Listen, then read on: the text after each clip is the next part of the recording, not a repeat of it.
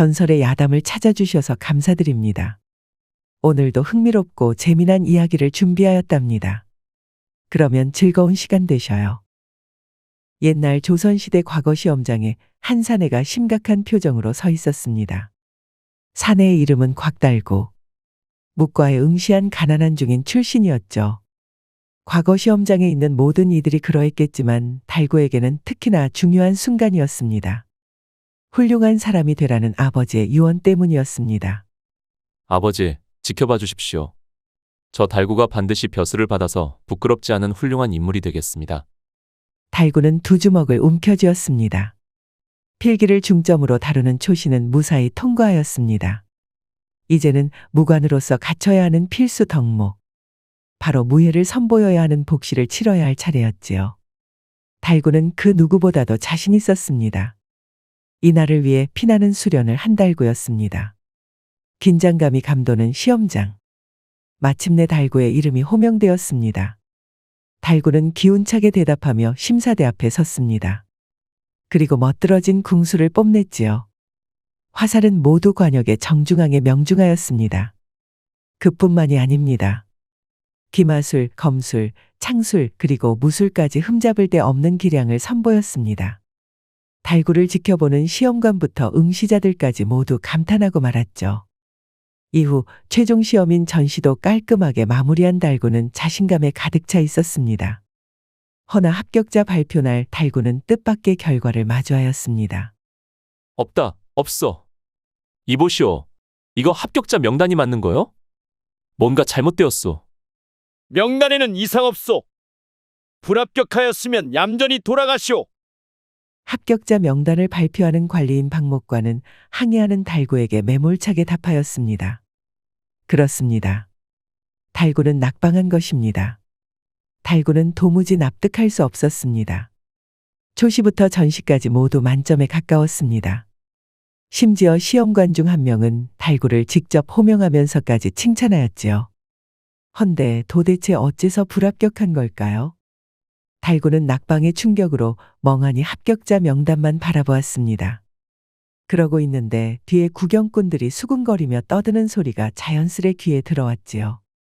올해도 돈잔치구만. 돈잔치라니. 이 얼빠진 사람 보게. 이번에 과거를 총괄했던 시험관이 임대감이지 않나? 맙소사, 그 동계신 임병택 대감 말인가? 이제야 아기가 들어맞는구만.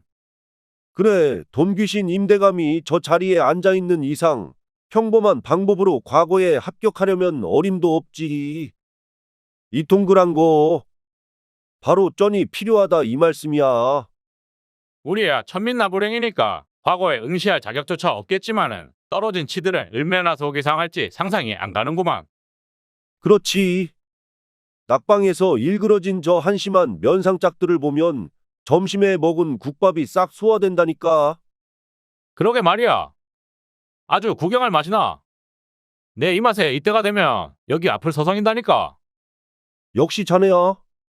풍류를 즐길 줄 안다니까. 그럼. 자 가세나.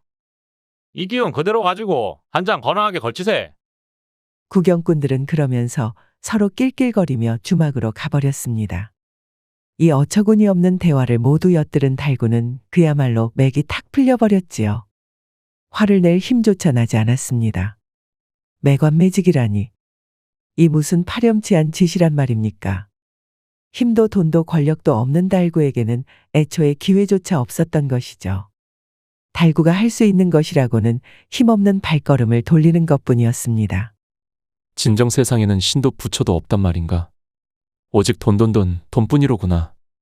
달구는 탄식을 내뱉었습니다. 그러다가 몇 걸음 옮기면 욕이 올라왔고 또 다시 울적해지면 의미 없는 넋두리를 했습니다. 정신을 차리고 보니 산길을 걷고 있었지요. 이러다가는 절벽에 굴러떨어져 죽어도 모를 판이었습니다. 그런데 달구는 기묘한 광경을 발견합니다. 시냇가를 건너려는데 지팡이를 짚은 한 여인이 머뭇거리고 있는 것입니다. 이런 산길에 곱게 차려입은 낭자가 지팡이를 짚고 있다니.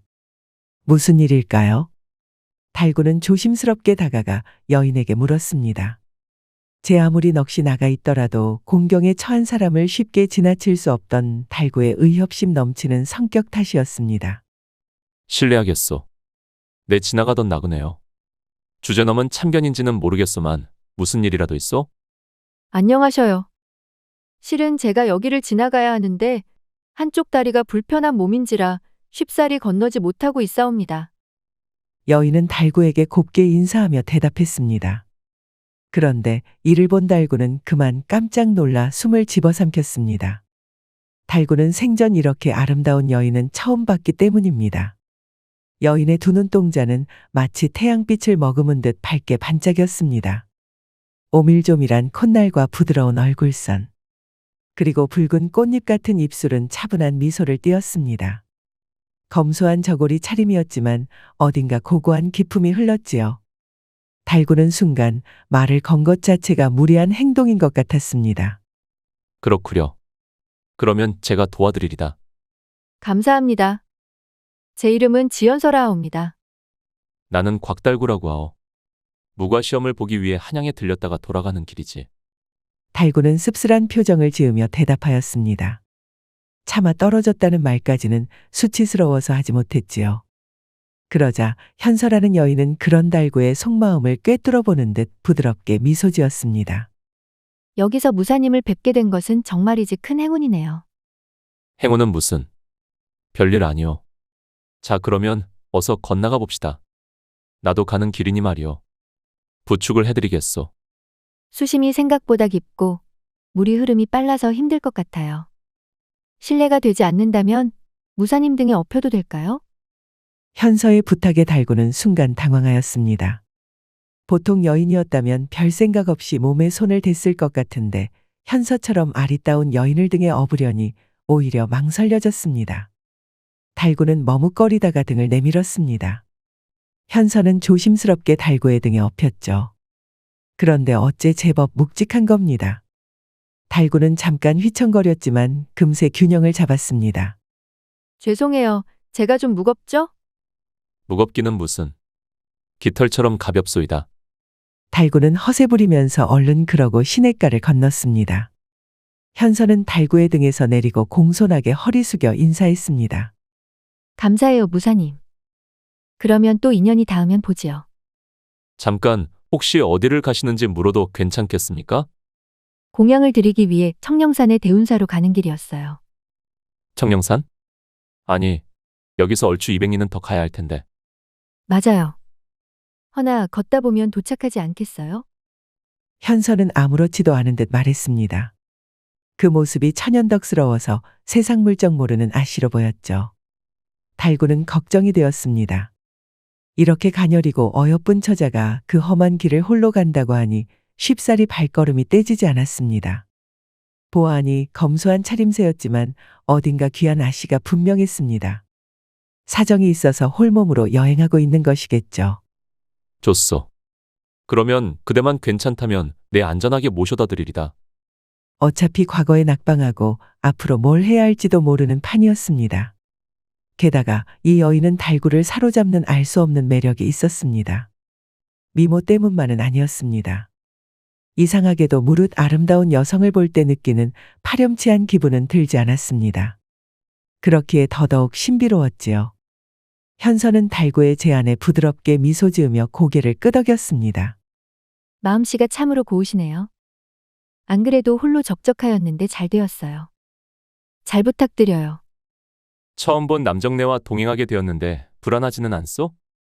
만약 무사님이 그런 불손한 생각을 품었다면 조건을 걸거나 보답을 바라셨겠지요. 아닌가요? 그건 모르는 일 아니요? 나중에 내가 뭘 요구할지 낭자가 어찌 알겠소. 그러면 또 그때 가서 드리면 되겠지요. 젊은 처자가 겁도 없구려.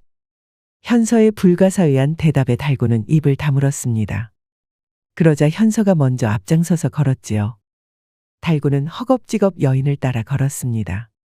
그렇게 기묘한 동행이 시작되었습니다. 달구와 현서는 한참을 걸었습니다. 현서는 다리가 불편하니 때로는 달구가 현서를 등에 업고 산을 넘어야 하는 경우도 있었습니다. 현서는 말이 많은 편은 아니었습니다. 주로 달구가 이야기하고 현서는 조용히 경청하며 고개를 끄덕이거나 답하는 정도였습니다. 그럼에도 달구는 이런 대화가 싫지 않았습니다. 현서에게 말을 하면 묘하게 마음이 편해졌습니다. 미안하구려. 사내놈이 떠벌떠벌 말이 많아서. 내 원래 이렇지는 않소. 어째서인지 낭자 앞에서는 수다쟁이가 되는구려. 때로는 담아두기만 하는 것이 아니라 흘러내보내야 하는 법이죠. 그러니 괴념치 마세요. 기묘한 여인이었습니다. 그렇게 달구와 현서는 한참을 걸었습니다. 그러다 보니 어느새 큼지막한 강을 만나게 되었습니다. 강물은 햇빛을 받아 은빛으로 반짝이고 있었지만 물살은 생각보다 거셌습니다. 어느새 한강에 도착했구려. 시간 가는 줄을 몰랐구만. 배는 저기에서 타나 봐요. 나루터에는 이미 배를 기다리는 사람들이 모여 있었습니다. 달구와 현서는 배를 타기 위해 줄을 섰습니다. 그런데 오늘따라 왜 이리 사람이 많은지 차례를 한참 동안 기다려야 했습니다. 그러다가 겨우 달구와 현서의 차례가 되었는데 어느 한 양반이 앞으로 쑥 밀고 들어오는 겁니다. 이른바 새치기였지요. 이거 원 기다리는데 한 세월이구만. 아주 숨 넘어가겠어. 바쁘니 내 먼저 좀 값세. 이복의 뱃사공 어서 좀 태워주게. 알겠수. 30분이면 내 안전하게 모셔다 드리리다. 30분. 아주 그냥 바가지를 내 대굴박에다가 씌우는구만. 뭐 좋소. 바쁘니 그리합시다. 양반은 멋대로 새치기 한 것도 모자라서 사공에게 돈을 먼저 지불하고 삭슬 치렀습니다. 이를 본 달구는 그야말로 꼭지가 돌아버렸죠. 안 그래도 과거에서 돈 많고 건방진 양반들 때문에 낙방하였는데 더더욱 화를 참을 수 없었지요. 달구는 양반의 어깨를 확 잡아 끌며 화를 냈습니다. 이보시오. 여기 뻔히 줄 서서 기다리는 사람 안 보이시오? 허참. 이천한 것이 누구 앞이라고 언성을 높이느냐? 무례하기 짝이 없구나. 어처구니가 없구만. 무례? 그래, 니시길래 마음대로 새치기 하시는 거요? 얼른 뒤로 가서 줄 서시오. 이 고향 것. 오늘 아주 뜨거운 맛을 봐야겠느냐? 좋지. 뜨거운 맛. 얼마나 뜨거운지 한번 보여나 줘보시오. 달구가 소매를 걷어붙이자 근육으로 두터운 팔뚝이 드러났습니다. 양반은 그제야 그걸 보고는 침을 꿀꺽 삼켰지요. 제 아무리 신분이 높다 하여도 항상 법보다 주먹이 가까운 법이죠. 자칫하다가는 몰상식하고 힘만 센 청거색에 흠씬 두들겨 맞을 판이었습니다. 그때 돌연 현서가 달구를 붙잡았습니다. 무사님. 진정하셔요. 배는 다음 것을 타지요. 아니, 그게 무슨 말씀이요? 그리고 다음 것을 타려면 한참 기다려야 해서 또 시간이 걸리오. 그러면 좀 기다리면 되겠네요. 현서가 부드러운 목소리로 달구를 다독였습니다. 달구는 한숨을 푹 내쉬었습니다. 어째서인지 현서 앞에서 폭력을 쓰고 싶지 않았습니다. 게다가 이렇게까지 이야기하는데 눈앞에 양반을 두들겨 패면 그녀가 자신에게 실망할 것 같았지요.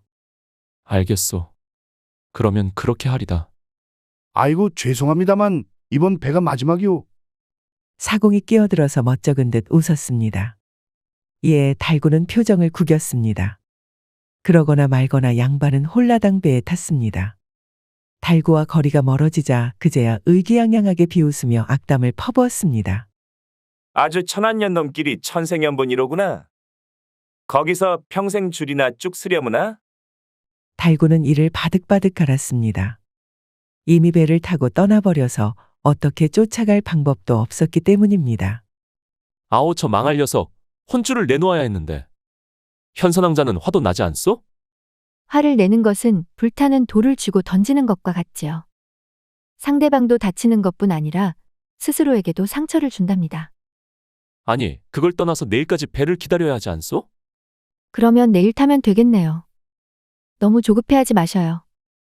아니면 저를 한시라도 빨리 떼어놓고 싶으신가요? 현서가 부드러운 눈빛으로 달구를 지그시 바라보았습니다. 그녀의 눈은 맑고 청량하여 마치 자신을 비추는 거울 같았습니다. 그러자 달구는 한숨을 푹 내쉬고는 뒷머리를 극적였습니다. 머쓱했습니다. 사실 새치기 당한 것보다도 과거 시험에서 떨어진 것에 대해 분풀이를 하려고 했던 것을 깨달았기 때문입니다. 그런 의미는 아니었소. 그래, 뭐 알겠소. 그러면 여기 하룻밤 지낼 주막을 좀 찾아보지요. 결국 달구와 현서는 근처 주막에서 하룻밤을 묵기로 했습니다. 헌데 주막에 도착하자 어느새 하늘에 먹구름이 끼더니 비가 폭포처럼 쏟아지지 뭡니까? 비 한번 시원하게 내리는구려. 달구의 말에 현서는 또 말없이 미소만 지었습니다. 달구는 피식 웃으면서 현서와 함께 떨어지는 빗방울을 구경하였습니다. 그리고 다음 날이 되었습니다. 밤중에도 비는 계속 억수같이 퍼부었지만 아침이 되자 뚝 그쳤습니다. 달구와 현서는 주막을 나서서 다시 나루터로 향했습니다. 나루터는 어제와 달리 한산했습니다. 어제 보았던 사공은 담배를 뻐끔뻐끔 피면서 손님을 기다리고 있었습니다. 그러다가 달구와 현서를 발견하더니 담뱃대를 놓고 말을 걸었습니다. 아니 이게 누구야? 어제 그 운 좋은 손님들 아니신가? 운이 좋다니 그게 무슨 소리요? 어제 배를 먼저 탄 양반 기억하시오? 기억하고 말고. 그런데 그건 왜 물으시오? 그게 말이오. 어제 배를 몰아서 가는데 갑자기 폭우가 쏟아지더이다. 물살이 어찌나 거칠고 제멋대로인지 배가 뒤집히는 줄 알았다오. 헌데 내가 이래봬도 노를 잡은 횟수만 30년이거든. 어찌저찌 물살을 헤치고 나아가고 있는데 아니 글쎄 그 양반이 덜컥물에 휩쓸려서 떠내려가 버렸지 뭐요. 거참 애석한 일이지. 사공의 말에 달구는 깜짝 놀랐습니다. 어제 새치기한 양반은 한 발 먼저 앞서가려다가 저승길로 훌쩍 떠나버린 겁니다. 사공은 고개를 휘 저었습니다. 내 아무리 노졌는데도 같았다지만 그 폭풍 속에서 물에 빠진 사람을 어찌 구하겠소. 나라도 살아야지. 만약 댁들이 먼저 탔으면 그 양반처럼 물에 휩쓸려서 세상아직했을지도 모르오. 거참 기묘하구려. 그렇지? 참 세상일은 알다가도 모르겠다니까. 여튼 그리 되었소. 삭슨 내 무료로 해드리리다. 내 탓은 아니다만 그래도 영 찝찝하니 이래야 마음이 편하겠소. 사공은 그리 말하며 배에 올라타서 떠날 준비를 하였습니다. 달구는 어안이 벙벙한 표정으로 현서를 바라보았습니다. 현서 낭자는 그렇게 될 줄 알고 있었던 걸까요? 달구는 고개를 절레절레 저었습니다. 제 얼굴에 뭐가 묻었나요? 혹시 에이 아니요. 그럴 리가 없지. 달구와 현서는 강을 무사히 건널 수 있었습니다. 강을 건넌 달구와 현서는 저녁 무렵 한적한 마을에 도착했습니다. 해는 서쪽으로 기울어 붉은 노을이 마을 전체를 물들였고 곳곳에서 굴뚝 연기가 피어오르고 있었습니다. 달구는 한숨을 돌리며 마을 어귀에 있는 주막을 발견했습니다. 여기서 하룻밤 묵고 갑시다. 길을 오래 걷다 보니 낭자도 피곤하실 테니 말이요. 그러나 막상 주막 안에 들어서니 걱정이 생겼습니다. 달구와 현서에게 남은 돈이 별로 없었기 때문입니다. 배를 건너기 전에 하룻밤을 묵었던 것이 문제가 된 것 같았습니다. 거참 산 넘어 산이구만. 지금 이 돈으로는 밥이나 한 끼 겨우 먹겠소. 그러면 무사님만 드셔요. 저는 별로 배고프지 않답니다. 어떻게 그러겠소. 기다려보시오. 내 비로서라도 어떻게 한번 해보겠소이다. 그때 주막 구석에서 한 사내가 다가왔습니다. 그러더니 사내가 달구의 어깨를 톡톡 건드리며 말을 걸었습니다. 길손들께서 낯이 익지 않구려. 이 동네에 볼 일이 있으신가? 지나가는 길에 하룻밤 묵으려고 왔소이다. 헌데 곤경에 처하신 것 같구만. 그게 부끄러운 이야기인데 돈이 충분치 않소.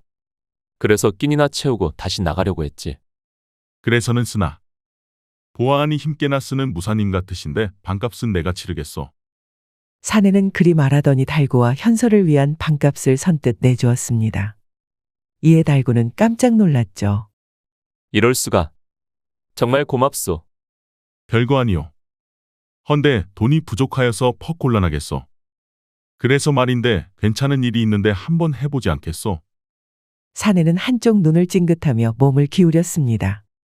달구는 먼저 선의를 받았는데 무턱대고 거절하는 것은 예의라 생각하여 일단 드러나 봐야겠다 싶었지요. 좋소. 은혜를 받았는데 무시하는 것은 도리에 어긋나지. 역시 내가 사람 하나는 잘 보았구만. 사실 내가 모시는 나으리가 있어. 헌데 최근 곤란한 일을 겪으셔서 이를 도와줄 사람을 찾고 있었다오. 무사님이라면 능히 하고도 남을 일이지. 만약 이를 잘 처리해주면 나리께서 큰 상을 내릴 거요. 그러면 무사님도 그렇고 여기 어여쁜 낭자도 좋지 않겠소?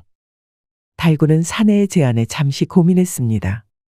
어째 명확하게 무슨 일인지 밝히지 않는 것이 마음에 걸렸기 때문입니다. 이보시오 낭자. 이거 아무래도 갈 길이 먼데 돈이 없으면 곤란하지 않소? 보안이 별로 어렵지 않은 일 같은데 이것만 얼른 처리하고 다시 길을 떠나는 것은 어떻소? 달구가 조심스럽게 묻자 현서는 다시 부드럽게 미소 지었습니다. 무사님 마음 가는 대로 하셔요. 여전히 알쏭달쏭한 대답이었지만 달구는 고개를 끄덕였죠. 뭐 달구뿐만 아니라 현서에게도 좋은 일이니 수락해도 문제 없을 것 같았습니다. 좋소. 언제 찾아뵈면 되겠소이까? 아주 화통하구만. 지금은 늦었으니 먼저 여독을 좀 푸시고 내일 아침이 되면 모시러 오겠소. 그러면 좋은 밤 되시오. 사내는 그리 말하더니 자리를 떴습니다. 달구는 여전히 조금 석연찮았지만 오랜 여행길에 피곤하였던 터라 밥을 먹고 따뜻한 방바닥에 등이 닿자마자 곧바로 잠들어 버렸습니다. 다음 날 아침 사내는 약속대로 주막으로 찾아왔습니다. 사내는 상기된 얼굴로 두 사람을 반겼습니다. 사내는 달구와 현서를 마을 북쪽에 위치한 으리으리한 기와집으로 안내했습니다. 정문 앞에는 도포를 차려입은 하인들이 경계하듯 서 있었습니다. 하인들은 달구와 현서를 안내한 사내를 보자 꾸벅절을 하더니 큼지막한 대문을 열어젖혔습니다. 어서 들어오시오. 나으리께서 기다리고 있소이다. 이거 참 으리으리하구려. 나으리께서 보통 분이 아니신가 보. 우리 나리께서는 이 일대에서 가장 부유하신 분이시지요. 힘께나 쓰는 분들이라도 나리 앞에서는 고개를 숙이곤 한다오. 허나 너무 긴장은 하지 마시오. 이리 말하는데 어찌 긴장하지 않을 수 있을까요? 안으로 들어서니 화려한 광경의 달구는 더더욱 찝찝해졌습니다. 그야말로 달구가 미워하는 부유한 검문색가의 모습 그대로였으니 말입니다. 아름답게 꾸며진 마당을 지나 사랑채에 도착하자 마침내 달구는 나으리라는 양반을 직접 볼 수 있게 되었습니다. 달구와 현서는 공손하게 엎드려 절을 하였습니다. 그래? 정남이가 말한 무사로구나. 이야, 풍채가 훌륭하구만. 우리 집에 이런 인재가 찾아오다니 반갑네. 곽달구라 하옵니다. 여기 있는 여인은 함께 여행하고 있는 지연선왕자라 하옵지요. 그래. 나는 임병택이라고 하네. 임병택. 그 이름을 듣는 순간 달구는 자기도 모르게 고개를 치켜들었습니다. 다소 무리한 행동일 수 있겠으나 반사적으로 몸이 움직였지요. 다름 아닌 매관매직과 부정부패로 악명이 드높은 이번 과거 시험의 시험관이었던 동기신 임병택 대감이었기 때문입니다. 왜 그러나? 무슨 문제라도 있나? 아니옵니다. 덕망 높은 임대감 나으리의 조난을 직접 뵈니 영광이어서 그랬사옵니다. 그렇구만. 헌데 어째 낯이 좀 있는구만. 우리가 구면이었던가? 실은 제가 이번 무과에 응시하였던 자이옵니다. 그때 시험장에서 저를 보시고 기억하신 것이 아닐까 싶사옵니다. 그렇구나. 그래? 그러고 보니 기억나네. 곽달구. 아주 군계일학이었지. 내 어찌 자네를 잊었겠나? 나를 낙방시키고도 뻔뻔하게 잘도 그런 헛소리를 하는구나 라고 쏘아붙이고 싶은 것을 달구는 꼭 참았습니다. 그대로 바닥에 머리를 박고는 찡그린 얼굴을 가렸지요. 그대가 여기에 오게 된 것은 어찌 보면 하늘의 뜻인지도 모르겠구나. 자네라면 믿고 맡길 수 있겠어. 감업하옵니다 나으리. 내 요즘 아주 곤란한 일이 있어서 말이세. 내 일을 사사건건 회방 놓는 불순한 자가 있어. 그 자가 지금 이웃 마을 어딘가에 숨어 지낸다는데 자네가 그놈을 붙잡아 데려와 주게. 그러면 50냥을 내주겠네. 달구는 보상이고 뭐고 이 자리를 박차고 당장 떠나고 싶었습니다. 저런 타락한 벼슬아치의 돈을 받을 바에 길에서 굶어 죽는 것이 나았지요. 달구는 뜸을 들이다가 조심스럽게 입을 열었습니다. 송구스럽사오나 함께 여행 중인 선한왕자의 행선지가 급한지라 이를 도와드리기가 어렵사옵니다. 낭자가 몸이 불편하신 탓에 제 손이 꼭 필요하니 나으리의 은혜를 외면하게 되어 면목이 없사옵니다. 달구의 대답에 임대감은 돌연 눈을 번뜩였습니다. 그리고 껄껄 웃으며 부채를 펼쳤지요. 그렇구만 길이 바쁘면 어쩔 수 없지. 하지만 곽달구 내가 자네를 알아보았다고 하지 않았나? 이번에 성적이 훌륭했지만 아쉽게도 낙방했더군. 사실 과거라는 것이 실력만으로는 급제하기가 쉽지 않은 법이네. 그래서 말인데 자네가 이번 일을 해결해 준다면 내가 손을 좀 써서 자네의 앞길을 도와줄 수도 있을 텐데 말이야. 그러자 임대감이 뜻밖의 제안을 하였습니다. 달구는 듣고 순간 머리를 한 대 얻어맞은 것 같았습니다. 벼슬자리라니. 그렇게 바라 마지 않던 벼슬자리를 받을 수 있게 된 것입니다. 아버지의 유언대로 훌륭한 인물이 되기 위한 첫걸음을 뗄 수 있습니다. 허나 이런 부정한 방법으로 벼슬자리를 받는다는 것이 옳은 일일까요? 달구는 갈등했습니다. 어찌할 텐가? 뭐 그래도 싫다면 어쩔 수 없지. 이복의 정남이 이자들을 밖으로 안내해 주게. 하겠사옵니다, 나으리. 달구는 한참을 갈등하다가 이내 욕망에 못 이기고 승낙해버렸습니다. 그리고 속으로 생각했지요. 어차피 내가 받게 될 자리였다. 그러니 이는 부정한 것이 아니다. 라고요. 그럼에도 마음 한켠 찝찝한 기분을 떨쳐낼 수 없었습니다. 훌륭해. 그래, 자네가 해준다니 벌써부터 마음이 놓이네. 그러면 어서 일 보러 가게나. 자세한 것은 정남이가 알려줄 걸세. 임대감은 만족한 미소를 지으며 손뼉을 쳤습니다. 달구는 한동안 임대감의 저택을 나와 길을 걷는 내내 혼란스러웠습니다. 한 손엔 자신이 받을 보상이 다른 한 손엔 뭔가 잘못된 길로 들어선 것 같은 죄책감이 무겁게 얹혀 있었습니다. 그 혼란 속에 그는 조용히 곁을 따라 걷던 현서에게 물었습니다. 낭자, 내가 제대로 된 선택을 한 걸까요? 아니, 이미 이렇게 됐으니 물을 수도 없겠지. 모든 선택에는 이유가 있지요. 무사님이 그 길을 걷기로 했다면 어디로든 닿기 마련입니다. 다만 그 끝이 무엇인지 아는 것은 오직 달구님의 마음뿐일 테지요. 달구는 여전히 혼란스러웠습니다. 현서는 항상 같은 대답을 하였지요. 마음 가는 대로 하라. 달구는 당최 자신의 마음이 어디로 향하는지 알 수 없었습니다. 그럼에도 달구가 알고 있다고 말하니 더더욱 오리무중이었지요. 마음이 가는 대로라. 이래서야 더 헷갈리는구려. 결국 달구는 한숨을 내쉬며 임대감의 하인 정남이와 건달패들을 이끌고 이웃 마을로 향했습니다. 목적지는 조그만 초가집이었고 그곳에 임대감이 말한 사내가 숨어 있다고 했습니다. 달구와 건달패들은 한밤중에 초가집에 도착했습니다. 달구는 속으로 이 일이 정말 옳은 일인지 몇 번이나 되뇌었지만 이미 돌아가기에는 너무 멀리 와 있었습니다. 건달패 중 한 명이 속삭였습니다. 저기 초가집이요. 이제 들어가 잡아옵시다. 달구는 고개를 끄덕이며 천천히 초가집의 문을 열었습니다. 안에는 헝클어진 머리에 초췌한 얼굴을 한 중년의 사내가 있었습니다. 그는 놀란 표정으로 달구와 건달들을 바라보았습니다. 누구냐? 밤중에 이 무슨 짓이냐?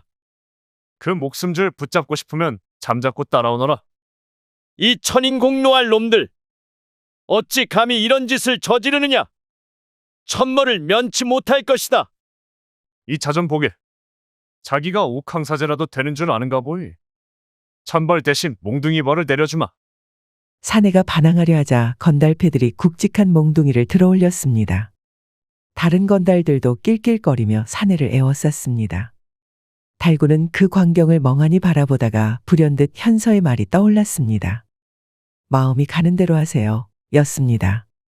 순간 달구는 결심을 내렸습니다. 그는 들고 있던 몽둥이를 들어올렸습니다.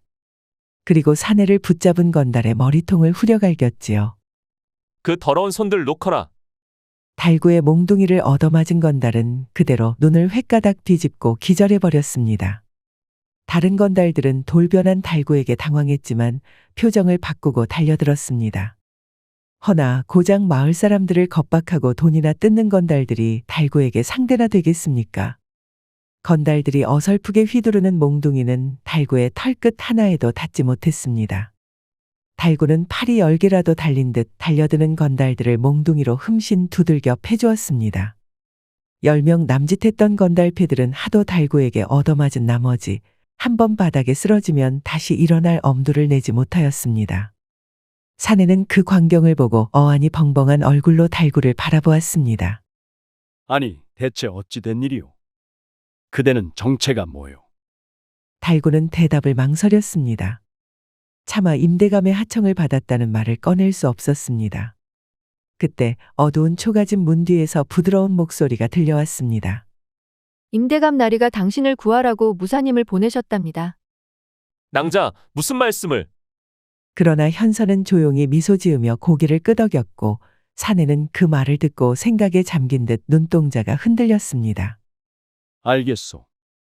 그 은혜를 잊지 않겠소이다. 달구와 현서는 초가집을 벗어나 어두운 산길로 나섰습니다. 항상 알쏭달쏭한 말만 하는 현서였지만 이번만큼은 달구도 참을 수 없었습니다. 이보시오, 낭자. 임대감이 보냈다니 그게 무슨 말씀이요? 임대감이 무사님을 보낸 것은 맞지 않나요? 그렇지. 그 사내를 붙잡아 오라고 보낸 것이지. 구하라고 보낸 것은 아니지 않소?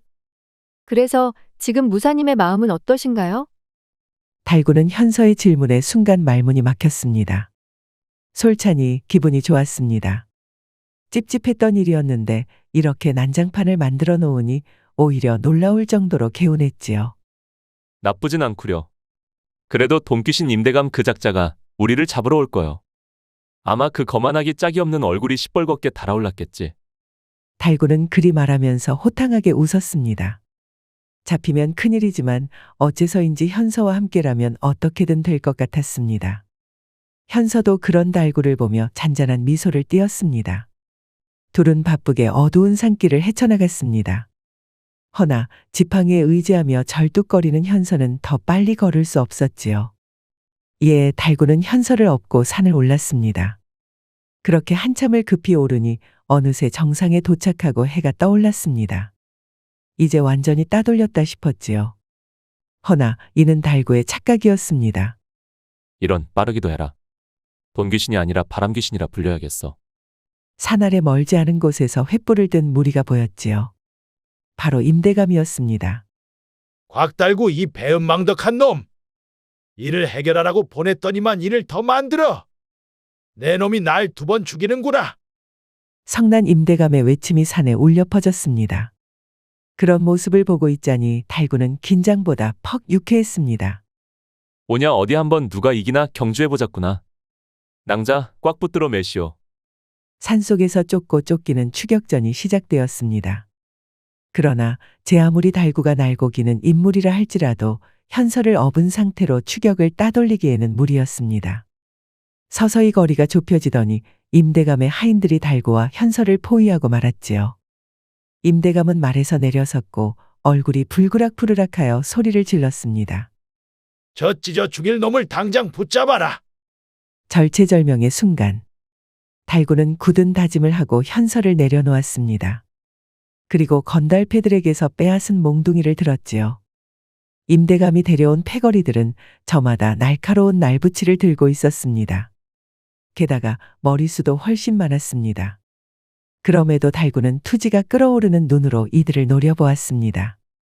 오냐, 먼저 머리통이 박살나고 싶은 놈은 어서 오려무나. 건달들은 주춤거리며 눈치를 살폈습니다. 먼저 달구의 몽둥이 찜질 맛을 본 건달들은 먼저 덤빌 생각을 못했지요. 이에 임대감이 호통을 치자 그제야 건달들이 비명 같은 함성을 지르며 달려들었습니다. 그때 숲저편에서 우렁찬 목소리가 들려왔습니다. 멈추시오. 암행어사 출두요. 모두가 놀라 소리가 들려온 방향으로 고개를 돌렸습니다. 그곳에는 달구가 구해준 사내가 흙포 위에 붉은 단을 두른 관복을 입고 머리에는 정갈한 흙잎을 쓴 채 말 위에 당당히 앉아 있었습니다. 그렇습니다. 달구가 구해주었던 사내는 바로 암행어사였던 것입니다. 임대감, 그대는 어명을 받들라. 암행어사 나으리. 임대감은 얼굴이 새하얗게 질리며 더듬거렸습니다. 그러더니 털썩 무릎을 꿇고 고개를 숙였지요. 그럴 수밖에 없었습니다. 지금까지 수많은 폐악질과 비리를 저질러온 임대감입니다. 그리고 무엇보다 임대감은 분명 사내를 암행어사인지 모르고 헤아려 했으니 말입니다. 꼭두 새벽부터 그대를 찾았건만 댁에 없어서 당황했소이다. 헌데 식솔들을 모두 이끌고 아침 산행을 하고 있었을 줄이야. 그게 말이옵니다. 저 아침 등산이 건강에 매우 좋다 하여서 말이옵진데 여기 이 곽공과 누가 먼저 정상에 도착할지 경주를 하였사옵니다. 임대감은 진땀을 뻘뻘 흘리며 되도 않은 변명을 떠벌렸습니다. 옆에서 듣고 있는 달구는 어이가 없어서 표정을 구길 수밖에 없었지요. 헌데 암행어사로부터 상상도 못했던 말을 듣게 되었습니다. 임대감 그대에게 감사의 인사를 하고 떠나지 않으면 안 될 것 같았소. 그래서 이리 급히 찾아온 거요. 그게 당최 무슨 말씀이십니까? 관무를 수행하다 보니 여기저기 적을 많이 만들어서 말이오. 그대가 저 무사를 보내지 않았으면 내 아주 큰 화를 입을 뻔했소. 모두 임대감 덕분이오. 아하! 그렇지요. 아니 어느 천인공노할 녀석이 나으리를 해하려 했다는 소문을 듣고 이렇게 우리 곽공을 호위로 보냈사옵니다. 거참 해안이 깊소. 이점은 내가 임대감을 본받아야겠구려. 역시 소문만으로는 사람을 온전히 알 수 없다는 것을 깨달았소이다. 매관매직이며 횡령, 비리의 백성들을 수탈하는 탐관오리라는 소문이 돌았으나 이는 모두 근거 없는 말임을 알게 되었소. 앞으로도 지금처럼 더욱 많은 선행을 베풀어 주시오. 아묘, 명을 받들겠나이다. 아주 믿음직하구려. 조정에는 그대 같은 충신이 더 많이 필요하지. 이 일은 조정에 상세히 보고하리다. 그리해 주신다면 저로서는 더 없는 영광이옵니다. 암행어사 나으리의 은혜에 보답하기 위해서라도 앞으로 더더욱 충성하고 선정을 베풀 것이옵니다. 명심하겠나이다. 그러자 암행어사는 만족한 미소를 띄우고 떠났습니다.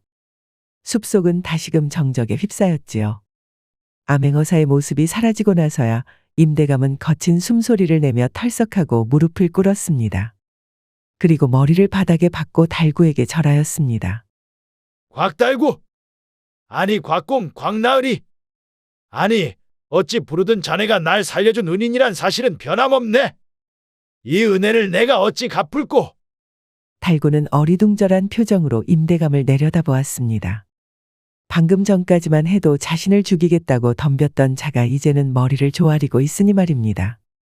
자네가 암행어사를 구해줬다는 걸 이제야 알았네. 그것도 모자라 내가 저지를 악행을 숨겨주고 내 목숨까지 구해주다니. 이 무슨 지혜와 아량이라는 말인가? 그렇습니다. 현서의 조언대로 달구가 마음 가는 대로 행동한 덕분에 임대감이 실수를 저지르지 않게 되었습니다. 임대감은 눈물이 그렁그렁한 눈으로 달구를 바라보았습니다. 그리고는 갑자기 손을 덥석 붙잡았지요. 달구는 기겁하며 두 눈을 크게 떴습니다. 내가 이번 일을 겪으며 느낀 게 많다네. 정말로 고맙네. 나쁜 일을 하면 반드시 돌아오고 착한 일을 하면 그것도 돌아온다는 걸 오늘 뼈저리게 깨달았어. 나쁜 마음을 먹었던 것을 반성하고 또 반성하네. 부디 용서해 주게나. 아, 그런 거야. 뭐 당연한 이치 아니겠소. 사과는 받겠소. 임대감은 진심 어린 눈빛으로 달구를 바라보며 다시 한번 고개를 숙였습니다. 곽공, 내 이 자리에서 약속하겠네. 오늘을 기점으로 나는 바뀔 것일세. 모든 폐악질을 그만두고 백성들을 위한 참된 관리가 되겠네. 내 그대에게도 정말 못할 짓을 했네. 부디 용서해 주게. 어찌 자네와 같은 참된 사나이를 낙방시켰을꼬? 거야, 무과라는 것이 실력만으로는 안 되는 거 아니었소? 아닐세. 그래. 내 약속함세. 부디 포기하지 말고 다음 무과에도 응시하게. 그대라면 능히 합격할 걸세. 내 눈여겨보겠네. 부정행위를 저지르지 않는 선에서 내 반드시 자네를 추천하여 합격시킬 수 있게 하겠네. 임대감은 이렇게 말하며 자리에서 일어났습니다. 그리고 부하들을 데리고 사라졌습니다. 남겨진 달구는 눈을 꿈뻑꿈뻑 깜빡이다가 현서를 바라보았습니다. 현서는 변함없었습니다. 인자하고 아름다운 미소를 띠고 말없이 달구를 바라보고 있었지요. 낭자, 이게 대체 어떻게 된 일이요? 아니, 낭자가 무언가를 꾸민 거 아니요? 제가 한 것은 없습니다. 모든 것은 달구님이 스스로 선택하신 길이었지요. 마음 가는 대로 하라고 했지. 그런데 이게 어찌 된 일인지 정말 모르겠어. 항상 그러했듯이 지금 당장은 모를 수 있습니다. 혹은 앞으로도 영영 모를 수도 있지요. 허나 그것이 중할까요? 정말이지, 낭자는 수수께끼 같은 말만 하는구려. 여전히 머릿속이 뒤죽박죽이었지만 달구는 방긋 웃었습니다. 둘은 그렇게 다시 길을 떠났습니다. 길은 멀었지만 달구와 현서는 무사히 청령산에 도착하였습니다. 청령산은 산세가 험하여 달구가 다시 현서를 업고 산을 올랐지요. 그러다 보니 어느새 목적지였던 대운사 앞에 도착할 수 있었습니다. 달구는 환호성을 지르며 기뻐했습니다. 현선왕자, 드디어 도착하였소. 그렇네요, 무사님. 여기까지 오시느라 정말 고생 많으셨어요. 고생은 무슨. 내 평생 잊지 못할 추억을 얻었소이다. 그리고 내 현선왕자 덕에 이것저것 느끼는 바가 많았다오. 헌데 나는 아직도 모르겠소이다. 내가 정말 올바른 길을 걸어온 것인지, 그리고 앞으로도 이 길이 옳을지 말이오. 달구의 말에 현서는 잠시 말이 없었습니다. 그러나 달구는 굳이 돌아보지 않아도 알 것 같았습니다. 아마 그 부드럽고 인자한 미소를 짓고 있을 것이라고요. 그러면 이제 내리겠소? 그래도 대운사에 직접 발을 들여봐야 하지 않겠소? 달구가 다시 물었습니다. 허나 현서는 아무런 대답이 없었지요. 이에 뭔가 이상한 낌새를 느낀 달구는 슬쩍 고개를 돌려 뒤를 돌아보았습니다. 그리고 달구는 그만 깜짝 놀라 숨을 삼켰습니다. 등에 업고 있던 현서는 온데간데 없고 대신 순금으로 번쩍이는 금불상이 있는 것입니다. 이는 대체? 황급히 불상을 내려놓은 달구는 대운사의 승려들이 환호하며 달려오는 것을 보았습니다. 그들은 눈물을 흘리며 절을 하였습니다. 이럴 수가. 이 금불상은 중국에서 온 귀한 사리불상입니다. 배가 난파되어 유실된 줄 알았는데 시주님이 직접 찾아서 여기까지 옮기신 겁니까? 이것이 말이오? 그럴 리가? 분명 다리를 절뚝이는 여인이었는데. 달구는 어안이 벙벙한 채로 자신이 겪은 이야기를 대운사의 주지스님에게 털어놓았습니다. 주지스님은 그의 말을 듣고 고개를 끄덕이며 깊은 미소를 지었습니다. 관세음 보살님은 종종 중생을 구원하기 위해 여러 모습으로 이 땅에 나타나시지요. 여기 금불상의 다리 부분을 보십시오. 조금 깨져 있지요? 아마 유실되면서 상처 입은 것 같으뇨. 내가 홀렸다는 말이오? 홀렸다니요? 관세음 보살님은 중생을 홀리지 않습니다. 그저 내면의 소리에 귀를 기울이게 하여 올바른 길로 인도할 뿐이지요. 주지스님의 말을 듣고 달구는 자기도 모르게 미소가 지어졌습니다. 그제야 현서가 하였던 말이 이해가 가는 것 같았습니다. 마음 가는 대로 하라. 이는 마음속 깊은 곳 양심의 목소리를 따르라는 뜻이었습니다. 달구는 관세음보살 금불상에 깊이 절을 올렸습니다. 이후 달구는 산에 내려왔고 다시 과거에 응시했습니다. 그리고 마침내 무과에 당당히 장원으로 합격할 수 있었습니다. 장원으로 합격한 달구는 그야말로 날개를 단 듯 출세길에 올랐지요. 아버지의 유언을 마침내 이룰 수 있게 된 달구는 뿌듯함을 이루말로 표현할 수 없었습니다. 그렇게 관직에 오르고 관무를 수행하며 바쁜 나날을 보냈습니다. 임대감은 약속대로 환골탈태하여 누구보다도 청렴결백한 관리가 되었지요. 그러고 많은 시간이 지났습니다.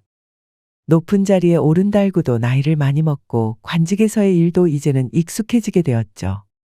앞으로 어찌 살아야 할지 막막했던 옛 기억마저도 희미해졌습니다. 허나 정체불명의 아리따운 여인과 함께했던 그 여정과 교훈만큼은 잊을 수 없었지요. 옛날 어느 한 마을에 찢어지게 가난한 청년 광득이가 살고 있었습니다. 광득이는 마을 처녀 말순이를 마음 깊이 사랑하였는데요. 오늘 밤 구혼하기로 마음먹었죠. 광득이는 오랜만에 아주 때 빼고 광을 내서 말순이의 집을 찾아갔습니다. 말순이 안에 있는가? 어쩐 일로 이 밤에 찾아왔슈? 어이구, 서운하게 뭔 말을 그렇게 해요. 어린 시절부터 뺀질나게 봐놓고서는 내가 찾아온 게 별일인가? 그러니까 뺀질나게 보는 얼굴을 뭐하러 오밤중에 또 보여주러 왔냐 이 말이지. 아니 그니께 사실 별일이기는 하지. 뭔데 볼썽사납게 몸을 베베 꼬면서 말하는겨. 거 사람 감질나게 허지 말고 퍼뜩 말해보쇼. 그러니까 설라문에 오늘 꼭 이 말을 해야겠소. 광득이는 그러면서 무릎을 탁 꿇었습니다. 돈도 없고 쥐뿔도 없는 광득이지만 이렇게 누구 앞에서 무릎을 꿇어본 적이 없었지요. 광득이는 그만큼 절박한 마음이었습니다. 심장이 두근거려서 입 밖으로 튀어나올 것 같았지만 숨을 고르며 마음속에 담아둔 그 한마디를 내뱉었습니다. 말순이, 내 알을 낳아도. 광득이는 용기를 끌어내서 탁 내뱉었습니다. 헌데 말순이의 표정이 영 이상해지는 겁니다. 말순이는 팔짱을 끼고는 콧방귀를 뀌었습니다. 그 말하려고 내리 불렀소. 바빠 죽겠는디? 뭔 말을 그렇게 헌냐? 그래서 대답은 어찌 되는겨? 꿈깨쇼 이 양반아. 말순이는 새침대기처럼 그리 말하면서 고개를 획 돌렸습니다. 이에 광득이는 당황해서 손을 벌벌 떨었습니다. 아무렴 그래도 햇수로 몇 년을 알고 지냈는데 일이 딱 잘라 거절해버릴 줄은 몰랐기 때문입니다. 그게 무슨 말이오? 내가 어디가 어때서? 가진 거라고는 쥐뿔도 없어 놓고는 그런 말이 나오는 거요. 속된 말로 다음날 끼니도 어찌 떼야 할지 막막하면서 뭔 결혼이요. 그야 내일은 또 내일 벌어서 먹으면 되지. 그게 뭔 대수요? 대수지. 자기 입에 풀칠하기도 바쁜데 결혼하면 나 굶기지 않고 먹여 살릴 자신은 있어? 그래, 알을 낳았다고 쳐. 그러면 그 자식 새끼 굶겨 죽이지 않을 자신은 있고. 아닌 말로 입 하나도 감당 못해서 쩔쩔매면서 입 세 개는 어찌할 생각이요? 셋이 뭐야? 넷이나 다섯 혹은 여섯이 될 수도 있는 것을. 웜에 자식을 뭘 그리 많이 낳을 생각을 했랴? 날 아주 말려 죽일 생각이구만. 아주 떡줄 사람은 생각도 않는데 김칫국부터 대빨로 들이키는구려. 그러니까 자신이 있다는 거요, 지금. 말순이가 그렇게 쏘아대자 광득이는 할 말을 잃었습니다. 틀린 말이 하나도 없었기 때문이죠. 그럼에도 광득이는 여기서 그냥 물러날 수 없었습니다. 결혼하면 내 죽기 살기로 해서 어떻게든 할 테니께 걱정 마시오. 말이야, 누군들 못하겠어. 저기 저작거리에 있는 거지 개똥이도 말로는 임금님 옥새도 공가올 수 있제. 됐고 퍼뜩 돌아가쇼. 내는 그리고 이미 임자 있는 몸이니께. 임자! 임자가 있다고! 그게 뭔 소리요? 말순이의 말에 광득이는 놀라서 펄쩍 뛰었습니다. 임자가 있다니 이게 도대체 무슨 말이랍니까? 이에 말순이는 한숨을 푹 쉬었습니다. 저기 칠봉이한테 이미 구원받았소. 칠봉이? 그놈 자식은 뭐 만석쟁이라도 되는 거요? 나보다 잘난 게 뭐가 있다고 그려? 광득이 자네는 밭은 고사하고 곡식 한 섬이라도 있어. 아니면 소라도 있는 거요. 가진 거라고는 두 손하고 저 뺀질 때는 이뿐인 주제에 무슨 배짱으로 결혼을 하자고 하는겨. 아니, 내가 그래도 칠봉이보단 좀 생겼잖여. 잘생겨봤자 밭에 심을 것도 아니고 내가 얼굴만 믿고 살다 굶어 죽을 생각은 없소. 이러지 말고 가서 뭐 좀 벌어와서 보여주는 정성이라도 좀 보여보시오. 그래도 내가 칠봉이보다는 낫다 싶으면 생각은 해볼라요. 말순이는 손을 내저으며 쌀쌀맞게 말을 마치고 집으로 들어갔습니다. 광득이는 망연자실해진 채로 어둑한 밤길을 터덜터덜 걸어 내려갔습니다. 난들 광득이도 이렇게 찢어지게 가난하게 살고 싶었겠습니까? 태생이 천한데다 배운 것이라고는 막일밖에 없고 부모님도 일찍 돌아가셔서 가진 것이라고는 좁아터진 초가집 한 채뿐이었습니다. 그래도 사랑하는 여인과 결혼하여 남들 안 부럽게 버젓이 살고 싶었는데 이제 이것도 일장춘몽에 불과했지요. 아니지, 그래도 어디서 돈이라도 넉넉히 구해오면 말순이의 마음을 돌릴 수도 있습니다. 그런데 어떻게 해야 할까요? 당장 돈벌이를 궁리해봐도 모자란 광득이 머리에는 드는 생각이 없었습니다. 도둑질이라도 해야 할까요? 헌데 고기도 먹어본 놈이 먹는다고 평생 도둑질이라고는 기껏해야 남의 담벼락에 매달린 참외 한쪽 슬쩍 따먹은 것밖에 없었는데 어떻게 도둑질을 하겠습니까? 게다가 광득이는 그런 부끄러운 짓을 저지르고 싶지 않았습니다. 아무리 가진 것이 없어도 나쁜 짓은 하면 안 되는 것이지요. 이놈의 세상? 그 망할 것에 돈이 뭐라고 내 마음을 이리 찢어놓는 게냐? 어유 팔자야. 광득이는 집으로 돌아가다가 우뚝 멈춰섰습니다. 이대로는 분이 안 풀려서 잠이 안 올 것 같았지요. 코가 비뚤어지게 취하지 않고서는 도저히 침상에 눕지 못할 것 같았습니다. 광득이는 발길을 돌려 주막으로 향했습니다. 눈물 젖은 가슴에는 술로 적셔야 하는 법이죠. 광득이는 아주 코가 비뚤어지도록 마실 생각이었습니다. 광득이는 어깨를 축 늘어뜨리고 주막에 도착하였습니다. 심지어 주막마저도 오늘따라 초라해 보였지요. 광득이는 신경질적으로 문을 열고 주막 안으로 들어갔습니다. 그런데 광득이의 시선을 사로잡는 광경이 있었습니다. 주막 한켠에 정말 눈, 코, 입이 제자리에 붙어 있는 것이 용하다 싶을 정도로 추한 사내가 아리따운 여인네를 둘이나 곁에 끼고 술을 마시고 있는 것 아니겠습니까? 광득이는 저렇게 짜리몽땅하고 못난 사내는 생전 처음 보았습니다. 그런 추남에게 매달려 아양을 떠는 여인네들의 비위가 경이로웠습니다.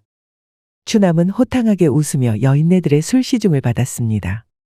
주막에 있는 손님들은 그런 추남을 부러움 가득한 눈빛으로 힐끗거리며 보았지요. 아니 어찌 저런 몰골로 저리 곱디고 온 여인들을 끼고 있다냐? 세상에 참 알 수 없는 법이구나. 광득이는 슬금슬금 눈치를 보며 자리에 앉아 술을 시켰습니다. 그리고 일단 두세 잔을 연거푸 들이켰죠. 허나 술에 취할수록 광득이의 마음속 부러움과 호기심은 참을 수 없을 만큼 커졌습니다. 마침 두 여인이 자리를 비운 틈을 타 광득이는 조심스레 그 사내에게 다가갔습니다. 이보쇼, 실례가 되지 않는다면 내 뭐 좀 묻겠소이다. 아이 깜짝이야. 어딜 그리 못난 면상짝을 들이미는 게요. 그거 거리 좀 두고 말하시오. 추남이 인상을 찌푸리며 광득이를 밀쳤습니다. 이에 광득이는 어처구니 없었습니다. 광득이가 이래 보여도 어디 가서 못났다는 소리는 들은 적이 없었는데 추남에게 이런 말을 들으니 짜증이 뻗쳤지요. 그래도 화를 꾹 참고 말했습니다. 미안하게 되었소. 헌데 너무나도 궁금하여서 참을 수가 없었소. 뭐 궁금하면 물어봐야지. 뭔데 그러시오? 아니 대체 어찌 저리 아리따운 여인네를 둘이나 끼고 술을 마시고 있는 거요? 제발 비결 좀 알려주시오. 추남은 술잔을 내려놓고 광득이를 위아래로 훑어보며 껄껄 웃었습니다. 그래 비결이 궁금하다고?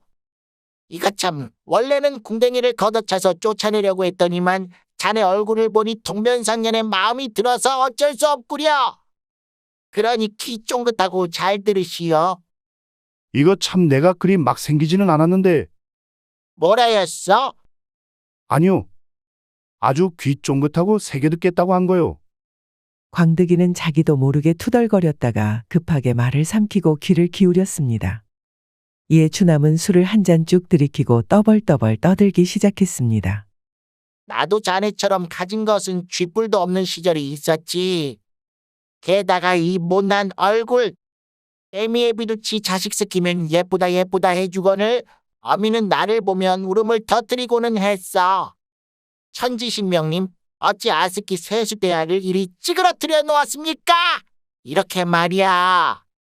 그래도 자기 못난 거는 잘 아시는구려.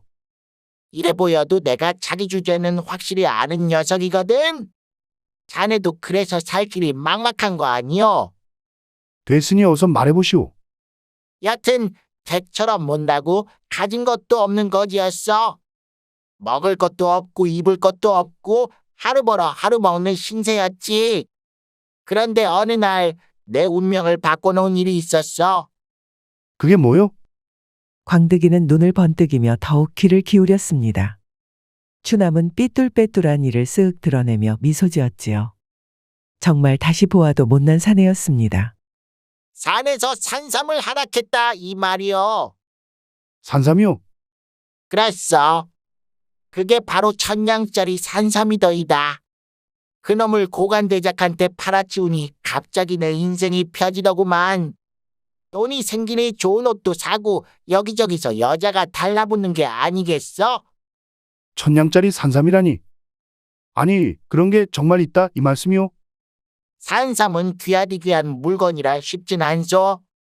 하지만 운이 좋으면 못 찾으란 법도 없지 않겠어? 보시오! 여기 이 몸도 찾아서 이렇게 인생이 쫙 폈지 않소? 추남은 호탕하게 웃으며 술잔을 다시 채웠습니다. 광득이는 그의 말에 온몸이 전율하는 것을 느꼈습니다. 이대로 가난에 찌들어 살봐야 산에서 산삼이라도 찾아야겠다는 결심이 서는 순간이었지요. 고맙소. 생긴 것과는 달리 아주 속이 꽉 찬 양반이구만. 고럼고럼! 내 씨알이라도 굵어서 밤마다 여인네들이 죽어나지. 그러면 그 1000냥짜리 산삼이면 산에 올라서 찾은 거요? 이 사람이 산삼이 산이 아니면 어디서 찾나. 강에서 나왔으면 강삼이었지. 저기 보이는 아우산에서 캐왔다오. 헌데 조심하시오. 산은 만만한 곳이 아니야. 목숨을 걸어야 할 거예요. 광득이는 추남에게 머리 숙여 인사하고 주막을 나섰습니다. 캄캄했던 길이 밝아지는 기분이었습니다. 광득이는 기대감을 잔뜩 끌어안고 뜬 눈으로 밤을 새고 다음날 아침 일찍 마을에서 한 신만이를 찾아갔습니다. 신만이는 몸집이 작고 마른 데다 얼굴에 굵은 주름이 얽힌 자로 장노인이라 불리었습니다. 장노인은 오래전부터 산을 누비며 산삼을 캐서 팔았습니다. 어르신, 저 꼭 부탁드릴 것이 있어 찾아왔습니다. 이놈은 또 어디서 굴러들어온 놈이야?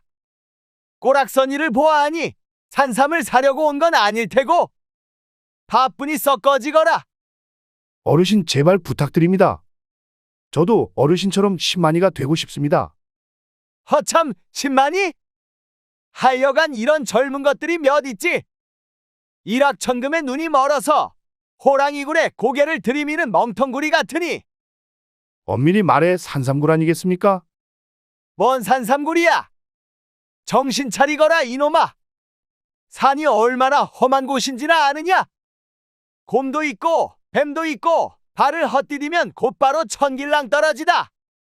내 놈 같은 얼간이가 감히 산에서 버틸 수 있겠느냐? 저도 압니다. 하지만 저는 반드시 산삼을 캐고 싶습니다요. 부탁드립니다. 뭐든 다 하겠습니다.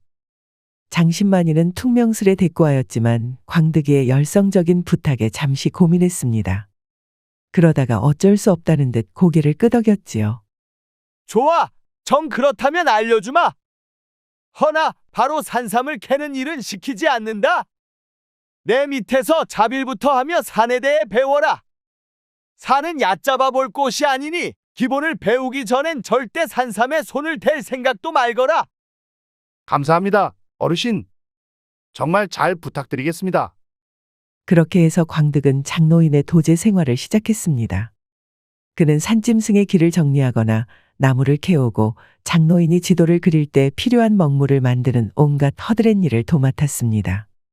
그리고 시간이 흘러 장노인은 마침내 광득을 데리고 아우산으로 올라갔습니다. 자, 그간 이것저것 얼추 배웠지? 빗자루 쓸기는 많이 배웠지요. 그게 다 도움되는 일이다. 나중에 스승님 하고 고마워할 거요. 광득이는 퍽이나 잘도 그러겠다라고 쏘아붙이고 싶었지만 참았습니다. 일단 겨우 산에 들어왔으니 산삼에 한층 더 가까워졌으니 말이죠. 자, 이제 내가 알려줄 테니 잘 듣거라. 산삼을 찾으려면 단순히 산만 헤매선 안 된다. 산삼은 그 뿌리가 특별해서 오래된 나무 근처나 음지에서 주로 자란다. 특히 잎이 오엽이라 하여 5갈래로 나뉘어 있어 구별이 쉽다. 그런데 이것도 경험이 없으면 잡초와 헷갈릴 테니 잘 봐둬야 한다. 네, 어르신. 뿌리는 오래된 나무 주변 그리고 잎은 5갈래. 기억하겠습니다. 또 한 가지, 입만 보고 덥석 뽑지 말고 주변 흙을 살살 긁어가며 뿌리를 확인해야 한다. 뿌리가 잘리거나 훼손되면 제값을 못 받으니까 말이다. 알겠느냐? 그리고 절대 이 아우산에서 벗어나서 형님산으로 가면 안 된다. 알겠느냐? 예, 알겠습니다. 이제 산삼 찾는 건 시간 문제입니다요. 도대체 그 자신감은 어디서 나오는 게냐? 그래, 그러면 내 놈이 얼마나 잘 찾나 어디 한번 두고 보마. 광득은 신나게 산을 돌아다니며 장노인이 일러준 대로 산삼을 찾기 시작했습니다. 그러나 역시 사는 생각만큼 호락호락하지 않았습니다. 다른 신만이들이 이미 휩쓸고 가버려서 그런지 눈에 띄는 것은 잡초뿐이었죠. 허나 사람이 이대로 죽으라는 법은 없는가 봅니다. 광득이는 낙엽이 무성히 떨어진 둔덕에서 5갈래 잎을 발견했습니다. 이에 곧바로 조심스럽게 흙을 긁어내어 뿌리를 확인해 봤더니 에그머니나 바로 산삼이었습니다. 신봤다! 신봤다! 내가 찾았다! 광득이는 신이 나서 목이 터져라 외쳤습니다. 장노인이 일러준 대로 산삼을 캐는 즉시 신봤다를 외친 것이죠. 그러자 갑자기 장노인이 후다닥 뛰어오더니 광득이 손에서 냅다 산삼을 낚아채워버리는 거 아니겠습니까? 원노인네가 저리 빨리 달리나 싶었습니다. 신봤다 이놈아! 아니, 어르신? 지금 뭐 하는 것입니까? 이 얼빠진 녀석! 내 오늘 값진 가르침을 하나 더 주마! 신만이는 그 누구보다도 신만이를 경계해야 하는 법이다. 장노인이 어깨를 들썩이며 낄낄거렸습니다. 얄밉기 그지 없었지만 그래도 스승님이라고 광득이는 감히 돌려달라고 말은 하지 못했습니다. 그러나 그때였습니다. 갑자기 뒤에서 들려오는 소리와 함께 누군가 장노인의 뒤통수를 몽둥이로 후려쳤습니다. 빠악하는 둔탁한 소리가 나며 장노인은 그만 까무룩 기절해버렸죠. 그리고는 장노인을 공격한 한 사내가 떨어뜨린 산삼을 짚어들었습니다. 신봤다. 이건 이제 내 거다. 또 다른 신만이었던 것입니다. 광득이는 그 광경을 보고 놀라 얼어붙어 버렸습니다. 과연 신만이는 다른 신만이를 경계하라고 한 장노인의 가르침대로였습니다. 허나 그러고 더 놀라운 일이 벌어졌습니다. 또 다른 사내 무리가 우다다 달려오더니 그 사내에게 달려들어서 흠씬 두들겨 패기 시작하지 뭡니까? 광득이는 그 모습을 멍하니 지켜볼 수밖에 없었습니다. 내 거다! 내 거야! 신봤다! 뭐, 내 거? 그럼 난 뭐냐? 그건 내 거다. 신봤다. 신보기를 뭘 보았느냐? 내 몽둥이 맛이나 좀 보거라. 심지어 이들은 서로가 서로의 산삼을 빼앗기 위해 머리를 잡고 싸우며 난리를 피웠습니다. 정말이지 아기다툼이 따로 없었습니다. 그러다가 맞고 기절했던 장노인까지 다시 일어나서 난장판에 뛰어들었습니다. 참으로 아사리판이로구나. 여기서 산삼을 찾다가는 옥황상제님을 먼저 찾겄다. 미친 짓이오. 광득이는 한숨을 푹 내쉬었습니다. 도저히 여기서 저 산삼을 빼앗기 위해 몸싸움을 할 자신이 없었습니다. 그 모습이 한심할 뿐더러 인간이하러 보였기 때문이죠. 하는 수 없이 광득이는 빈손으로 산을 내려와야 했습니다. 이렇게까지 해서 돈을 벌어야 할까요? 광득이는 순간 자괴감이 들었습니다. 내가 지금 무슨 생각을 하는겨? 당연히 이렇게라도 해서 돈을 벌어야지. 천하의 광득 여기서 포기할 소냐? 오냐, 내가 결심이 부족했다. 의지가 부족했어. 허나 다시 아우산으로 가서 산삼을 찾아봐야 다른 신만이한테 빼앗기거나 심지어 목숨을 잃을 수도 있었습니다. 산은 짐승으로 가득했습니다. 바로 짐승 같은 신만이 놈들에게 말이지요. 게다가 아우산에는 이미 다른 신만이들이 산삼을 싹 쓸어가서 쓸만한 것을 찾기도 어려웠습니다. 광득이가 찾았다가 빼앗긴 그 산삼도 산삼이기는 했으나 아주 조그만한 애기 산삼이었죠. 이제 방법이 없었습니다. 기왕 목숨을 걸기로 한 거 아주 큰 거 한 방을 노려야 했습니다. 오냐, 그 형님산이라는 곳을 한번 들어가 봐야겠다. 광득이는 형님산에 들어가기로 결심했습니다. 장노인의 경고에도 불구하고 이대로 물러날 수 없다는 생각이 머릿속을 가득 채웠기 때문입니다. 그래, 뭐 귀신이 나오든 뭐가 나오든 어쩌겠냐. 여기서 물러서면 평생 이 가난을 못 벗어날 거요. 죽기 아니면 살기로 덤벼야지. 광득이는 나뭇가지로 만든 몽둥이를 하나 쥐고 간단한 보자기에 말린 주먹밥과 물을 챙겨 길을 나섰습니다. 그렇게 큰 결심을 하고 형림산에 도착하였는데 막상 도착하니까 영 분위기가 심상치 않은 겁니다. 대낮인데도 주변은 수풀이 우거져서 한밤처럼 어두컴컴했습니다. 바람소리에 나뭇잎이 흔들리는데 그 모습마저 을씨년스러웠죠. 광득이는 목덜미를 훑고 지나가는 싸늘한 기운에 몸을 떨었습니다. 별거 없구먼. 아주 사람들이 호들갑을 떨었어. 오냐, 귀신이든 호랑이든 뭐든 다 오라고 그래라. 나 한 마리 짐승 광득이가 뭐든 목덜미를 쾅 불어서 뜯어줄구마. 광득이는 허세를 부리며 일부러 큰 소리로 떠들었습니다. 허나 오히려 자신이 낸 목소리가 공허하게 울려 퍼져서 어째 더 으스스하기만 했지요. 그래도 광득이는 용기를 내어서 앞으로 나아갔습니다. 그리고 산삼을 찾기 위해 필사적으로 땅을 살폈습니다.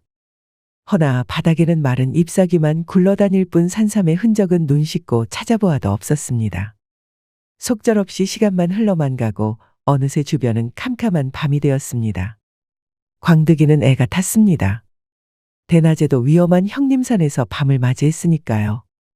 이만 포기해야 할까요? 그때 어딘가에서 낮고 흐느끼는 듯한 울음소리가 들려왔습니다. 이게 뭔 소리요? 울음소린가? 아니, 이런 산골에서 웬 처자가 질질 짜고 끓여. 사람 무섭게. 소리가 나는 방향으로 고개를 돌려본 광득이는 어둠 속에서 희미하게 움직이는 무언가를 발견했습니다. 바로 흰 소복을 입은 처자였습니다. 처자는 머리를 길게 늘어뜨린 채 웃는 것인지 우는 것인지 구분이 가지 않는 소리를 내며 제자리에서 빙글빙글 춤을 추고 있었습니다. 광득이는 바지에 오줌을 지릴 것 같았습니다. 반쯤 정신 나간 채로 자기도 모르게 비명을 질렀지요. 이에 흰 소복을 입은 처자가 고개를 휙 하고 돌렸습니다. 광득이를 바라보는 창백한 얼굴 그리고 두 개의 푸른 안광. 광득이는 머리가 아득해졌습니다. 웜의 처녀귀신 아니오. 뭔 놈의 처녀귀신이 산속에 있는겨. 산에는 노총각도 없는디 뭐 주워 먹을 것이 있다고 여기까지 기어온 거요. 때와 장소를 가릴 줄 알아야지 왜 이런 곳에 있냐는 말이오. 광득이는 물에 빠진 사람처럼 팔을 휘저으며 외쳤습니다. 그러자 귀신은 귀를 찢는 듯한 귀곡성으로 답하였죠. 광득이는 그대로 뒤도 안 돌아보고 뛰었습니다. 허나 이미 지칠 대로 지친 탓인지 금방 힘이 쭉쭉 빠졌습니다. 어두워서 앞은 캄캄하지, 숨은 차올라서 다리는 점점 무거워지지. 아주 죽을 맛이었죠. 심지어 말입니다. 한참을 내달린 것 같은데 어째 같은 곳을 빙빙 도는 느낌이 들었습니다. 방금 전에 봤던 큼지막한 참나무를 또 지나치니 말이죠. 그렇습니다. 그야말로 귀신에게 홀라당 홀려버린 것입니다. 아이고야, 내는 죽은 색시한테는 관심이 없다 이거사. 경고대로 형림산에 들어와서는 아니 되었습니다. 광득이는 눈물 범벅이 된 얼굴로 뒤늦게 후회했지요. 하지만 이미 늦었습니다. 어느새 처녀 귀신은 바짝 달라붙어서 서늘한 입김을 귓가에 불었습니다. 이대로는 꼼짝없이 처녀 귀신의 서방이 되게 생겼습니다. 그 순간 발밑에 흙이 느닷없이 무너져 내렸습니다. 광득이는 발을 헛디디며 그대로 앞으로 고꾸라졌습니다. 비탈길이 나타난 것이었지요. 광득이는 비탈길을 따라 대굴대굴 구르기 시작했습니다. 낙엽과 돌멩이가 튀며 몸이 공처럼 튀겨졌고 바람이 휙휙 귀를 스치며 지나갔습니다. 간혹 멈추려고 팔을 뻗었지만 잘게 부서지는 흙만 허망하게 잡혔습니다. 그렇게 몇 번을 구르던 광득은 커다란 바위에 머리를 쾅 하고 부딪혀서야 멈추었죠. 불이 번쩍하고 빛나더니 급기야 눈앞이 캄캄해졌습니다. 광득이는 그대로 혼절해버리고 말았습니다. 주변은 다시 고요해졌고 외로운 숲속의 바람 소리만이 남았습니다. 그렇게 한참이 지났습니다. 광득이는 천천히 눈을 떴습니다. 멍석마리를 당한 것 마냥 온몸이 욱신거렸고 특히나 머리가 깨질 듯 아팠습니다. 분명 수박처럼 파삭 깨졌으리라 싶을 만큼 세계 바위에 부딪혔는데 큼지막한 멍만 들었을 뿐 멀쩡했습니다. 광득이는 외딴 장소의 대자로 뻗어 있었습니다. 처녀 귀신도 온데간데 사라져서 보이지 않았지요. 광득이는 머리를 감싸쥐고 천천히 일어났습니다. 그리고 자신이 누워있던 바위 아래를 보니 그 자리에 달빛이 환히 내려앉아 있었습니다. 달빛은 흙위를 비추며 신비롭게 빛나고 있었지요. 그리고 어딘가 영험한 기운이 감도는 장소였습니다. 어쩌면 처녀 귀신도 그래서 다가오지 못했을지도 모릅니다. 광득이는 혹시나 하는 마음에 달이 비춘 흙바닥을 손으로 파내기 시작했습니다. 마치 달빛 아래에 그 자리가 무언가를 감추고 있는 듯한 느낌을 주었기 때문입니다. 그리고 얼마 지나지 않아 흙 속에서 뭔가가 드러났습니다. 아니, 이게 무엇이오? 광득이의 손끝에 닿은 것은 커다란 뿔이었습니다. 그는 흙을 더 파내며 뿌리를 조심스럽게 꺼냈습니다. 그것은 다름 아닌 산삼이었습니다. 그것도 팔뚝만한 크기의 산삼이었죠. 얼핏 보면 팔다리가 달린 무라고 착각할 만큼 큼지막했습니다. 광득이의 입이 떡 벌어졌습니다. 이거야말로 천냥 아니 만냥짜리 산삼이구먼. 기쁨에 겨운 광득은 산삼을 껴안고 덩실덩실 춤을 추기 시작했습니다. 하지만 광득이는 신밧달을 외치지 않았습니다. 아우산에서 겪었던 10만이들의 아귀 다툼이 떠올랐기 때문이었습니다. 혹시 또 모르제? 이 험한 곳까지 나를 뒤쫓아온 녀석이 있을지도. 내 한 번 실수하지 두 번은 안 한다. 광득이는 산삼을 꼭 쥔 채로 웃음을 터뜨렸습니다. 그런데 돌연 이게 웬일이랍니까? 광득이 손에 붙들려 있던 산삼이 느닷없이 몸뚱아리를 비트는 것입니다. 에라이 이 얼빠진 녀석아! 산삼은 광득의 손에서 빠져나와 땅 위를 휙휙 뛰기 시작했습니다.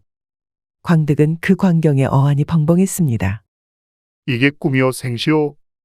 산삼이 말도 하고 두 발로 뛰어댕기네. 정신을 차린 광득은 허겁지겁 산삼을 뒤쫓았습니다.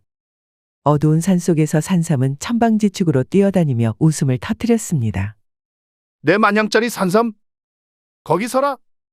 서긴 뭘 서냐 이 멍텅구리야! 내 놈 아랫돌이나 한번 제대로 세워보거라! 광득이와 산삼은 어두운 숲속에서 쫓고 쫓기는 추격전을 이어갔습니다. 하지만 산삼이 아무리 빨라도 그 강렬한 산삼 향기를 숨길 수는 없었습니다. 어찌나 강렬한지 향기만 따라가도 산삼을 뒤쫓을 수 있었답니다. 그러나 갑작스레 숲속이 또다시 으스스해지더니 흰 소복을 입은 처녀 귀신이 나타났습니다. 처음에 광득이도 흠칫 놀랐지만 이미 산삼에 눈이 돌아간 상태였죠. 광득이는 입에 거품을 물며 주먹을 휘저었습니다. 이 오라질려나. 나 지금 바쁘다. 썩 꺼져라. 그 기세가 얼마나 흉흉했는지 천하의 처녀 귀신조차 당황하여 머뭇거리더니 스르륵 사라져버렸습니다. 그 사이 산삼은 벌써 숲속 깊은 곳으로 사라지고 말았습니다. 아이고, 이게 다 그 팔푼이 처녀 귀신 때문이다. 이미 광득이는 눈에 뵈는 것이 없는 상황이었습니다. 다시금 향기를 쫓아 산삼을 찾아 나섰지요. 형님 산이고 언니 산이고 광득이에게 중요치 않았습니다. 산삼, 실로 산삼에 미친 남자가 되어버렸습니다. 그렇게 한참을 뛰고 걷고 헤매던 광득이는 웬 작은 산채를 발견했습니다. 낮은 담장과 초라한 초가집의 산채는 숲속에 숨어있듯 자리하고 있었습니다. 이 망할 놈의 산삼. 저기에 숨었나 보구나. 광득은 산채의 문을 조심스럽게 두드렸습니다. 안에서는 아무런 대답도 들리지 않았습니다. 지금 보니 사람이 있을 리 만무했지요. 폐가나 다름없어 보였거든요. 광득이는 슬그머니 문을 열고 안으로 들어갔습니다. 폐가 안은 먼지가 수북히 쌓이고 거미줄이 곳곳에 엉켜 있었습니다. 오래된 기둥과 벽은 바람에 사가가고 있었죠. 그런데 방구석에 무언가 인기척이 느껴지는 겁니다. 그것은 다름 아닌 웬 여인이었습니다. 한 아리따운 여인이 기둥에 묶여 있었습니다. 살려주셔요, 도련님. 애구 깜짝이야. 댁은 니쇼? 어느 날 마을에 내려온 산적놈들이 한밤중에 저를 납치했답니다. 제발 저 좀 풀어주세요.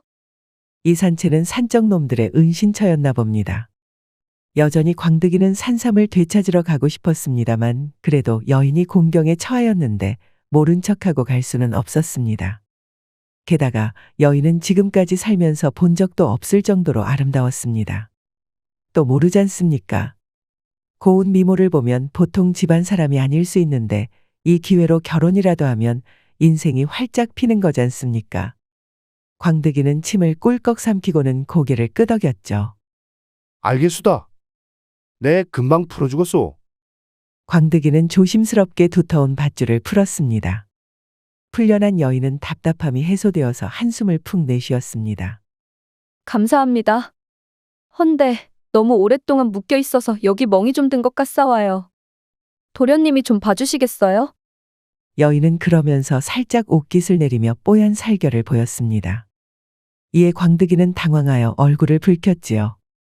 아니 이게 웬 떡이냐 싶기도 하고 생전 처음 여인의 살결을 보니 망측스럽고 하여간 머리가 어질어질했습니다. 게다가 여인의 몸에서 참으로 향긋한 향기가 풍겨나왔습니다. 광득이는 자기도 모르게 바보 같은 웃음을 해지었습니다. 그렇소. 어디 한번 내가 봐드리지요. 그때 여인이 갑자기 광득이에게 획고개를 돌렸습니다. 그런데 얼굴이 달걀 귀신 마냥 아무것도 없지 뭡니까? 광득이는 너무 놀래서 엉덩방아를 찌으며 자빠졌습니다. 그러자 여인은 간드러지게 웃음을 터뜨렸습니다. 이 얼빠진 녀석! 아주 좋다는구나! 내 이놈, 산삼! 골려주는 맛이 아주 일품이로다. 어디 또 달려볼 준비는 되었느냐? 그렇습니다. 광득이를 골려주기 위해 여인으로 변신한 산삼이었던 것이죠. 여인은 펑 하고 다시 산삼으로 돌아와서 창밖으로 훌쩍 뛰어넘어 버렸습니다. 광득이는 머리를 휘휘 젓고 곧바로 따라 나섰습니다. 광득이는 머리끝까지 화가 치솟았습니다. 순진한 청년의 마음을 이리 헤집어 놓다니.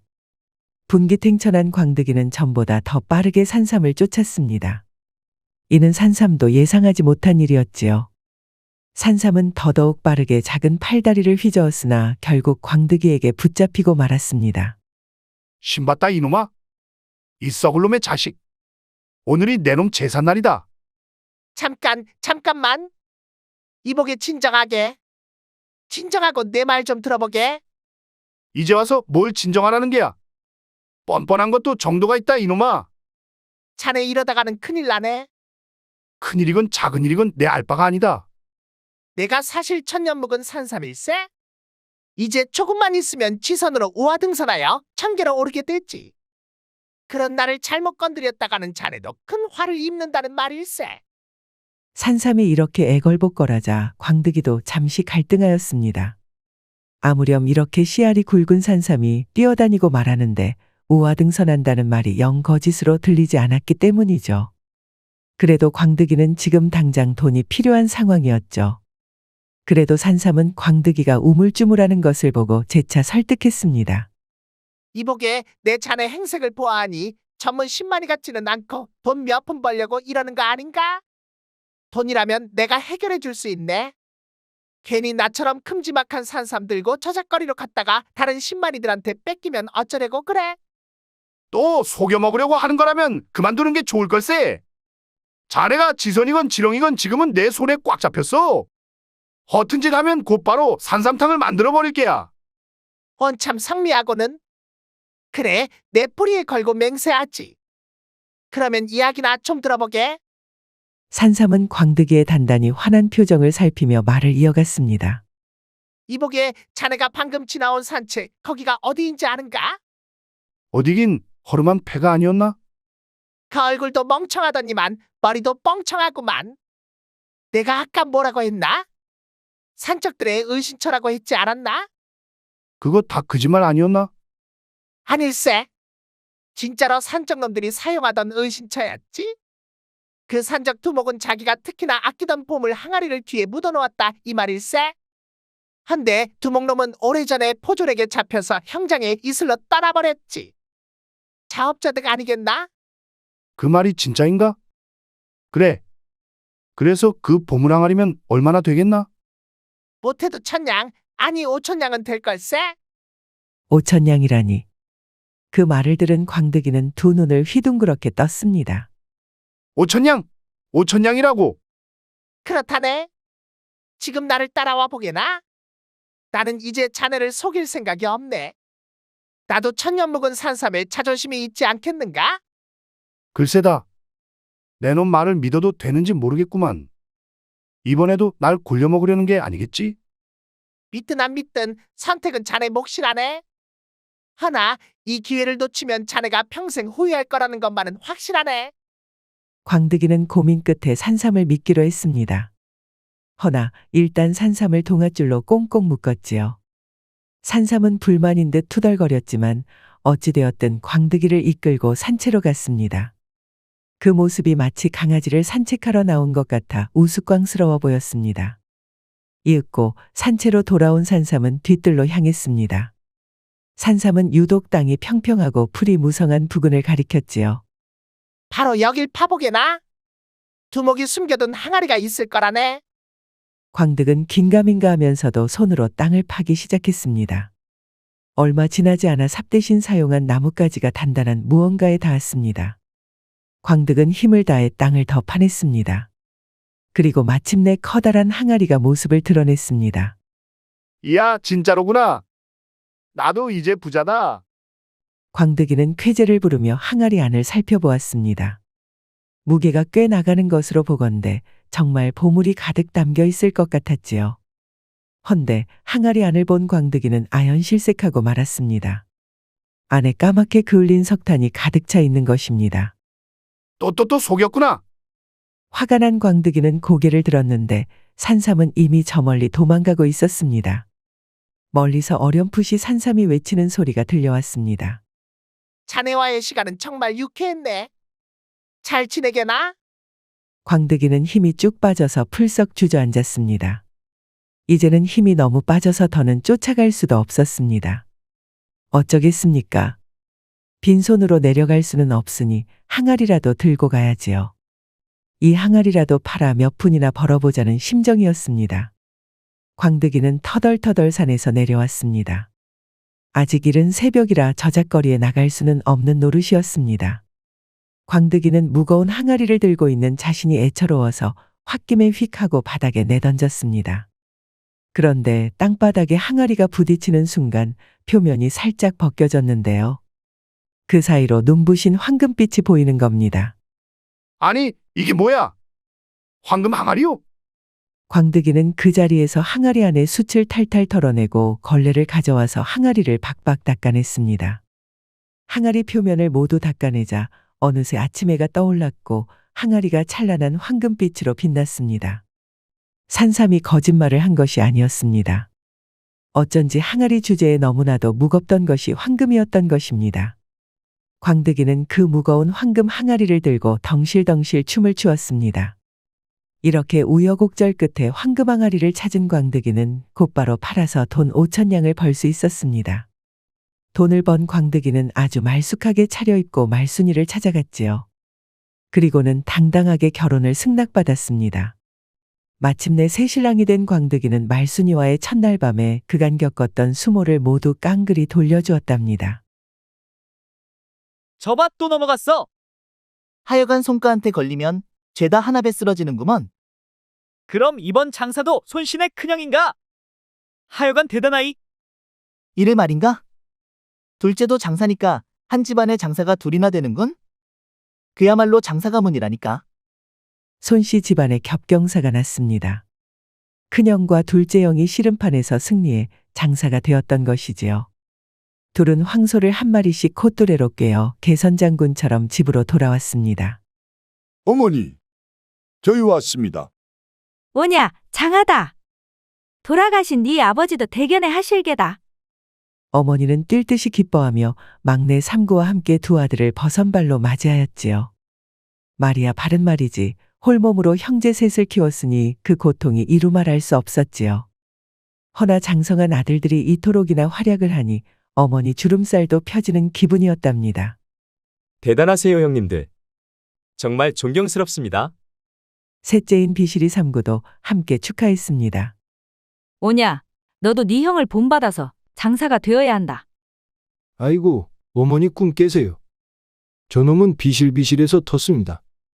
어머니, 셋째는 기가 약해서 싫으면 꿈도 못 꿉니다. 삿바 잡기도 전에 지릴 놈이에요. 저놈은. 형들은 셋째 삼구를 보며 비웃었습니다. 그래도 삼구는 대꾸 한마디 못했지요. 삼구는 키만 컸지 첫째나 둘째와는 달리 싫으면 젬병이었으니까요. 이 애미가 축하하는 의미에서 닭을 잡았느니라. 자, 어서 가서 먹자. 삼구는 주지 마세요. 저놈은 나물이나 먹게 둬야 해요. 아무렴. 먹어봤자 힘도 못 쓸 녀석한테 닭이 웬 말인가요? 형제들끼리 차별하면 못 쓴다. 삼구 네 것도 준비했으니 실컷 먹거라. 형들은 눈까지 흘기면서 삼구에게 면박을 줬지만 마음씨 착한 삼구는 그러려니 했습니다. 그래도 삼구는 형들이 마냥 존경스러웠지요. 허나 가슴속 한켠으론 자기도 형들처럼 장사가 되었으면 하는 마음이 굴뚝 같았답니다. 옛날 전라도 전주 땅에는 장사로 이름난 손씨 삼형제가 살았습니다. 1구와 2구 두 형은 어찌나 씨름에 능한지 약관을 넘어서자 곧바로 장사에 등극할 정도였답니다. 반면 막내 3구는 아버지에게 씨름을 배울 수 없었지요. 3구가 걸음마를 할 무렵 손씨 장사가 병으로 쓰러지고 말았으니까요. 하여 3구는 집에 남아 형들 대신 홀어머니를 모시며 살았답니다. 야, 삼구야. 주막에 가서 술 좀 받아오너라. 그냥 것만 받아서 되겠느냐? 내 것도 한 대 받아오거라. 알겠습니다요, 형님들. 어서 가라. 늦으면 호되게 경을 칠 줄 알아라, 이놈아. 형들은 툭하면 3구를 종처럼 부려먹었지요. 잔심부름은 물론이고 뻑하면 때리고 괴롭히니 3구 얼굴에 멍이 가실 날이 없었습니다. 허나 3구는 묵묵히 형들의 괴롭힘을 견뎠답니다. 형님들, 씨름을 배울 수 없을까요? 저도 형님들처럼 장사가 되고 싶습니다. 네가 씨름이 우습게 보이느냐? 너 따윈 배워도 안 된다, 이놈아. 괜히 씨름판에 올라갔다 골병 들지 말고 분수에 맞게 살 거라, 삼구야. 그러면서 3구에게는 씨름을 가르쳐주지 않으니 나이가 20이 되도록 씨름은커녕 삿바 한번 걸쳐보지 못했지요. 그저 황소를 몰고 돌아오는 형들을 부러운 눈으로 쳐다볼 뿐이었답니다. 그러던 어느 날이었지요.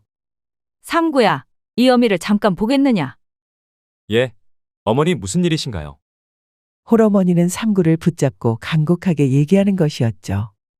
네 형들이 차례로 혼이 나여 이제 너만 남았단다. 삼구 너도 나이가 찼으니 장가를 가야 하지 않겠니? 씨름으로 한몫 잡은 두 형은 차례로 장가를 가서 이제 집에는 3구뿐이었지요.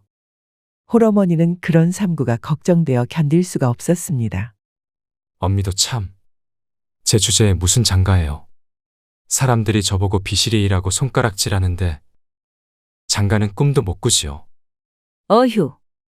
이 어미는 너만 생각하면 죽어도 눈을 못 감을성 싶구나. 어머니의 한탄에 울적해진 3구는 집을 나섰습니다. 그리고는 한 잔 술로 속을 달래려 주막을 찾았답니다. 아니 이게 누구야? 손씨 집안 비실이 아닌가? 주모, 속 긁지 마시고 탁주나 한 잔 가져오시오. 알겠네. 얼른 가져올 터이니 쭉 들이키고 속 풀게나. 3구는 인상을 썼습니다. 비실이란 별명을 마을 주모까지 다 알고 있으니 이를 어찌하면 좋겠습니까? 이래서야 신부감을 구할 수나 있는지 막막하기만 했답니다. 어머니, 어디 가서 색시 하나 못 구하는 비실이 막내는 그저 옵니다요. 3구는 답답한 마음에 탁주를 연거푸 들이켰지요. 그런데 어째 옆자리가 점점 시끄러워지는 것이었습니다. 뭔 일인가 싶어서 봤더니 글쎄 불안당들이 소란을 피우고 있었습니다. 놈들은 주막에서 일하는 처자를 몹시도 희롱하는 것이 아니겠습니까? 술을 마시려면 곱게 마실 것이지 왜 행패냐?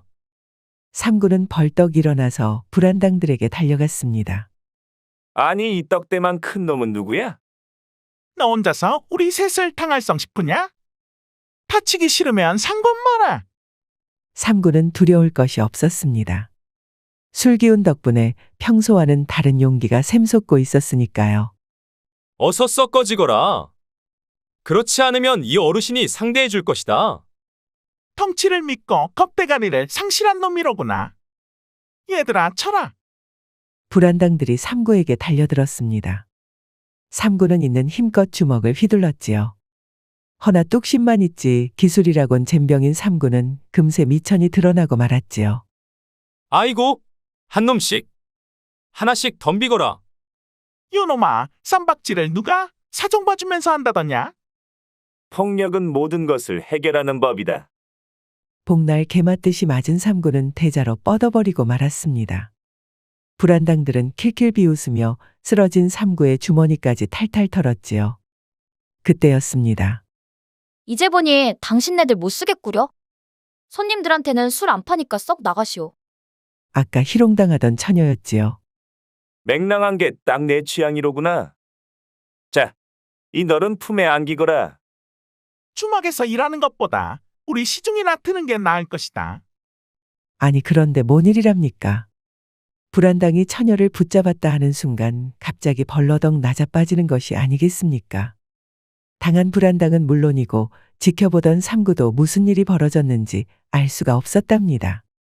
처자는 놀라운 솜씨로 불안당들을 제압하고는 손바닥을 탁탁 털었답니다. 잘 알겠소? 이젠 돌아들 가시오. 불안당을 쫓아낸 처녀는 쓰러진 삼구를 일으켜 주었습니다.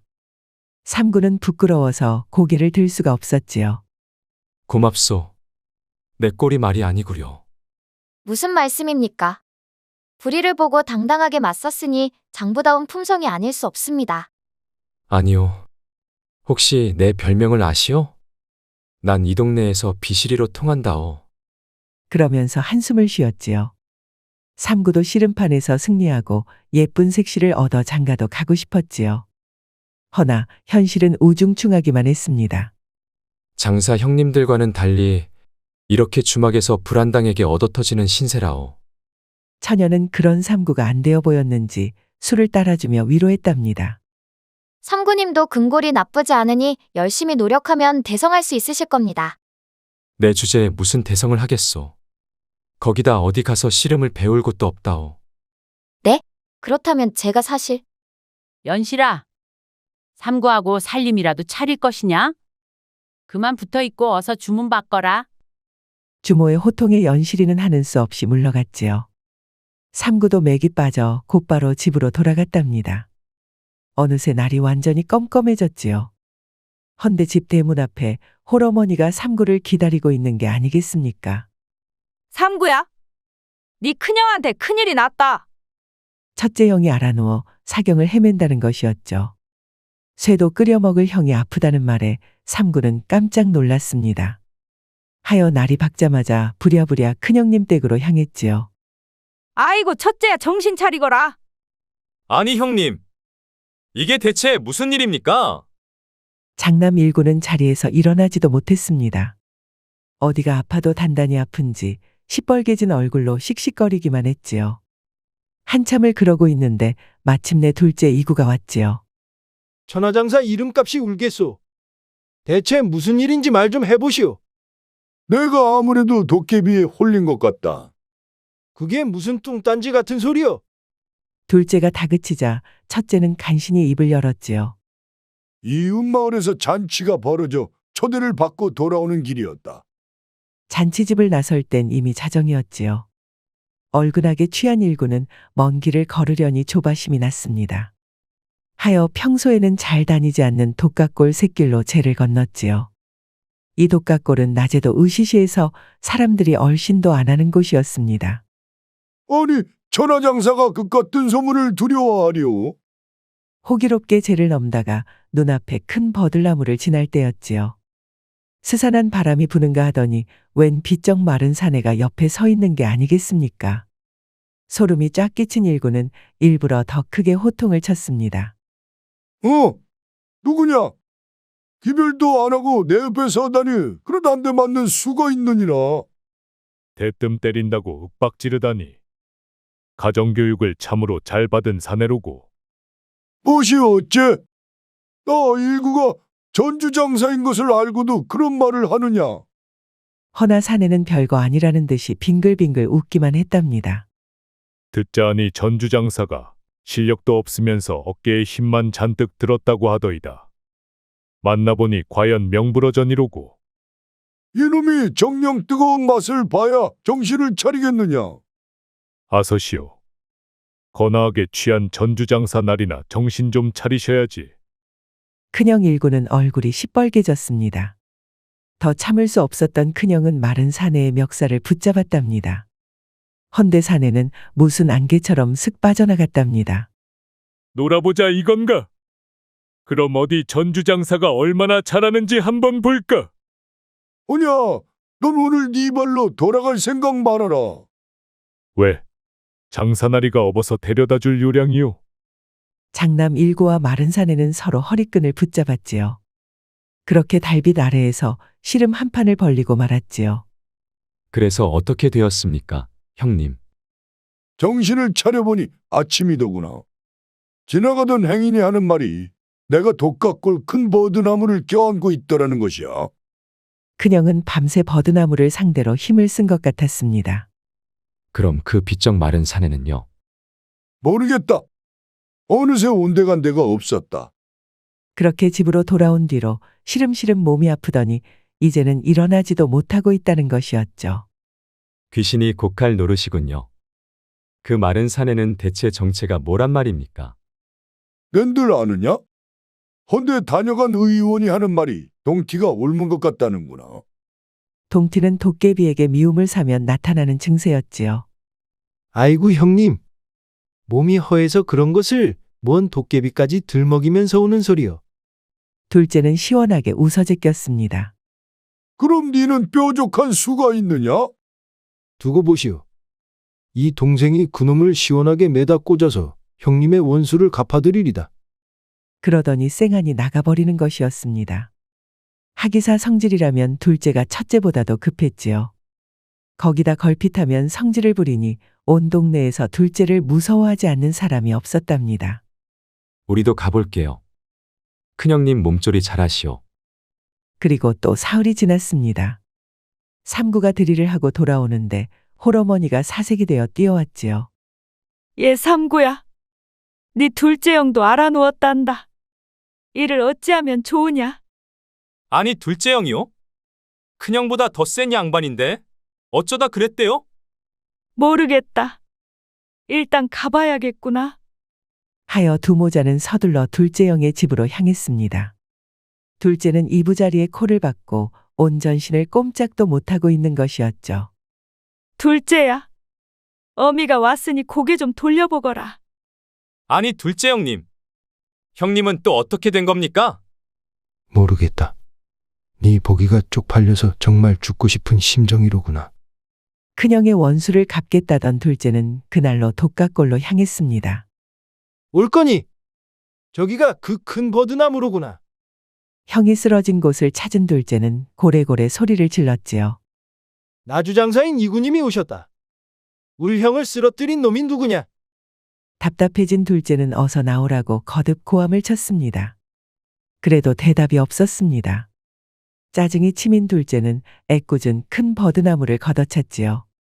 그 힘이 얼마나 대단한지 나무가 울리고 가지에서 이파리가 우수수 떨어질 지경이었지요. 그때였습니다. 벼랑간 섬뜩한 바람이 불더니 나무 뒤편에서 웃음소리가 나는 것이었죠. 참을성이 버드나무 이파리보다도 못하시구려. 그래서야 어디 장사자리 해먹겠소. 오냐 잘 걸렸다. 네가 도깨비 흉내를 내면서 울 형님을 골탕 먹인 바로 그놈이냐? 흉내라. 자기 흉내를 자기 자신이 어떻게 낸단 말이오. 알쏭달쏭한 사내의 말솜씨에 둘째는 화가 치밀었습니다. 그대로 달려들어서는 주특기인 들배지기를 걸었답니다. 헌데 땅에 뿌리라도 박혔는지 사내가 꿈쩍도 안 하는 것이 아니겠습니까? 아니 이놈이! 어이구. 그걸 힘이라고 쓴 게요. 갓난아기 수저도 못 드시겠소. 이구의 눈이 이따시만큼 커졌지요. 가만 보니 사내는 덩치가 무척 커서 둘째보다도 컸답니다. 사람이 아니라 꼭 곰새끼 같았죠. 생긴 건 또 얼마나 험상궂은지 눈이라도 마주쳤다간 오줌을 지릴 정도였습니다. 그 서슬에 둘째는 찔끔하고 말았지요. 어디 얼라들만 데리고 놀다 장사를 하셨나? 뭐라고? 방금 뭐라고 했느냐? 귓구멍이 막히셨소. 그럼 시원하게 뚫어드리리다. 순간 사내의 눈에서 도깨비불이 타올랐습니다. 그러더니 그 통나무 같은 다리로 단숨에 둘째를 후려버리는 것이었습니다. 안달이 후리기에 당한 둘째는 공중제비를 돌며 땅바닥에 처박히고 말았지요. 이구는 아픔에 못 이겨 미꾸라지처럼 꿈틀거렸지요. 어이구 어이구. 물 밖에 끌려 나온 물고기처럼 파닥거리시는구려. 이놈아! 다시 붙어보자. 둘째는 이를 악물고 일어났지요. 아무렴 장사 자존심에 여기서 놓을 수는 없었습니다. 그리고는 황소처럼 달려들어 사내의 배를 들이받아 버렸답니다. 헌데 또다시 나가 떨어진 것은 둘째였답니다. 이 몸에 덜미잡기 맛이 어떠시오? 둘째가 덤벼든 순간 그 뒷모가지를 잡아 돌려버린 것이었죠. 그 바람에 둘째형 이구는 제풀에 쓰러지고 말았답니다. 눈이 빙빙 돌고 온몸이 두드려 맞은 것처럼 아팠지요. 간신히 일어나긴 했는데 다리가 후들거려서 한 걸음도 못 내딛었습니다. 이놈아! 나 아직 안 쓰러졌다. 이번엔 네가 와라. 거 입으로 나주 장사를 하셨나? 좋소. 이 몸이 한 수 가르쳐 드리리다. 이를 악물고 노려보는데 아니 이럴 수가. 사내가 눈앞에서 갑자기 사라진 것이었죠. 아 글쎄 이것이 몸을 바짝 숙이고 달려든 것이었습니다. 그러더니 발목을 확 잡아 뽑는 것이었죠. 둘째는 속절없이 발라당 낮아빠지고 말았습니다. 어찌나 아픈지 이번에는 대자로 뻗어 다시 일어나지도 못했답니다. 어떻소? 이것이 그대와 이 몸의 눈높이다 이 말이오. 둘째는 어떻게든 일어나려고 군뱅이처럼 기었지요. 그때 갑자기 등짝이 쾅 하며 무거워졌답니다. 사내가 둘째의 등을 발로 밟은 것이었죠. 그 무게가 마치 황소라도 올라탄 것 같았답니다. 이놈아 비켜라! 기껏해야 다리 한 짝인데 치우고 일어나 보시구려. 내가 일어나기만 하면 네 놈을 아주 유저를 낼 것이다. 무섭구려. 근데 일어날 수는 있겠소. 사내는 둘째가 일어나려고 하면 다리에 힘을 주어 다시 깔아뭉갰지요. 그렇게 납작 엎드린 채 밤새도록 놀림을 당했다는 것이었습니다. 날이 밝으니까 약초꾼들이 올라오더군. 그들의 도움을 받아 일어날 수 있었지. 그럼 사내는 어디로 갔답니까? 모르겠어. 헌데 약초꾼들 말이 내 등짝에 버드나무 이파리가 무성하게 떨어져 있었다는 게야. 뭐라고요? 그럼 둘째 형님이 그깟 이파리 몇 개가 무거워서 못 일어나신 거요? 그야말로 귀신이 곡할 노릇이었습니다. 그 뒤로 형들은 하루하루 끙끙거리며 자리만 보전하였지요. 보다 못한 홀어머니는 매일같이 두 형들의 집을 오가며 병수발에 여념이 없었답니다. 헌데 두 형의 병세는 일주일이 지나도 낫는 기미가 보이지 않았습니다. 이러다 아주 초상을 치를 것만 같았지요. 장고를 하던 끝에 삼구는 연실이 처자가 일하는 주막으로 향했습니다. 어머? 삼구님 아니십니까? 연실이 처자.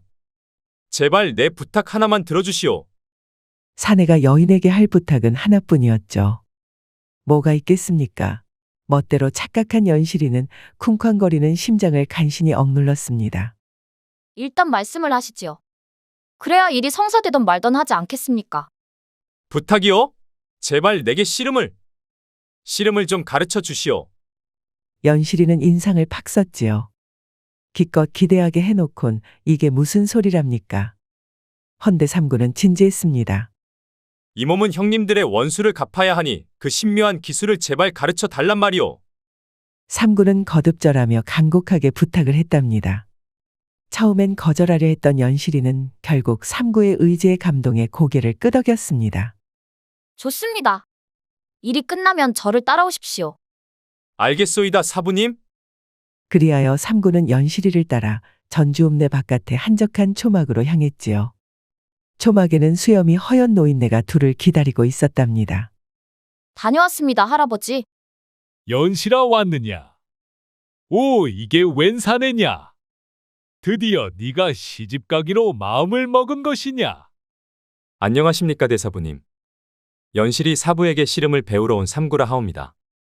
삼구의 대답에 할아버지는 박장대소를 하였지요. 연실아, 이놈을 아주 용서치 말고 굴리도록 하거라. 그렇지 않아도 그러려던 참이에요, 할아버지. 그날부로 삼구는 연실이에게 씨름을 배웠습니다.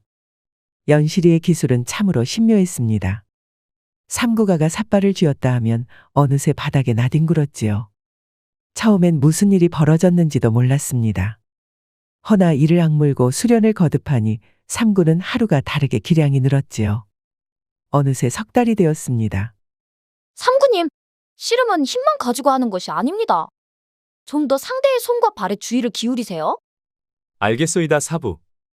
자, 이번엔 제대로 가겠소. 삼구가 힘으로 밀어붙였지요. 연실이는 내심 한숨을 내쉬었지요. 이런 또 똑같은 실수를 하는 건가요? 하지만 이번엔 달랐습니다. 연실이가 밧다리 후리기를 하는 순간 삼구는 놓치지 않고 되치기를 걸었습니다. 그 바람에 연실이가 풀썩 쓰러지고 말았지요. 처음으로 삼구가 승리한 것입니다. 어떻소? 하도 당해서 그런지 이젠 좀 알 것 같소이다. 대단하십니다. 이제 좀 비켜주시지요. 그러고 보니 삼구가 연실이를 완전 올라타고 있는 게 아니겠습니까? 삼구의 코에 여인의 향기가 확 스쳤지요. 순간 아래에 힘이 빡 들어가고 말았습니다. 아이고, 미안하오. 기겁한 삼구가 얼른 비켜주었지요. 연실이는 뭐가 재밌는지 삼구를 보며 깔깔깔 웃음을 터뜨렸습니다. 즐거워진 삼구도 함께 웃었답니다. 아니 이것들이 씨름을 하랬더니 뒤엉키기만 하고 못들하는 게냐? 바깥에서 들어온 할아버지가 장난스레 물었지요. 그 바람에 둘의 얼굴이 홍당무처럼 벌개졌답니다. 그런데 삼구야, 씨름은 배워서 뭘 하려는 게냐? 너도 네 형들처럼 장사가 되려는 게냐? 그것도 있지만 진짜 이유는 따로 있습니다. 삼구는 두 형이 도깨비에게 당해 석 달째 알아누웠다는 것을 말해주었지요. 그래, 도깨비라면 그러고도 남을 것이니라. 할아버지 말이 도깨비는 뛰어난 씨름꾼을 보면 한판 붙지 않고는 못 견딘다는 것이었죠. 도깨비는 말이다. 오른다리보다 왼다리가 약한 법이다. 허니까 니놈도 도깨비와 붙을 땐 꼭 왼다리를 노리거라. 그날 밤 삼구는 잠이 오지 않았습니다. 이제 내일이면 도깨비와 한판 붙을 것이었으니까요. 할아버지에게 비밀 무기도 전수받은 이상 승부에 질 수는 없었지요. 우리 엄니, 내가 돌아오지 않아서 걱정이 많으실 테지. 씨름 수련을 하느라 벌써 석 달째 집에 들어가질 않았으니 슬슬 어머니가 걱정되었거든요. 하여 삼구는 밤을 이용해 얼른 어머니를 뵈러 갔지요. 어머니, 삼구가 왔습니다. 응? 오늘은 네 색시는 안 오고 네가 대신 왔느냐? 어머니의 말에 삼구의 눈이 휘둥그레해졌지요.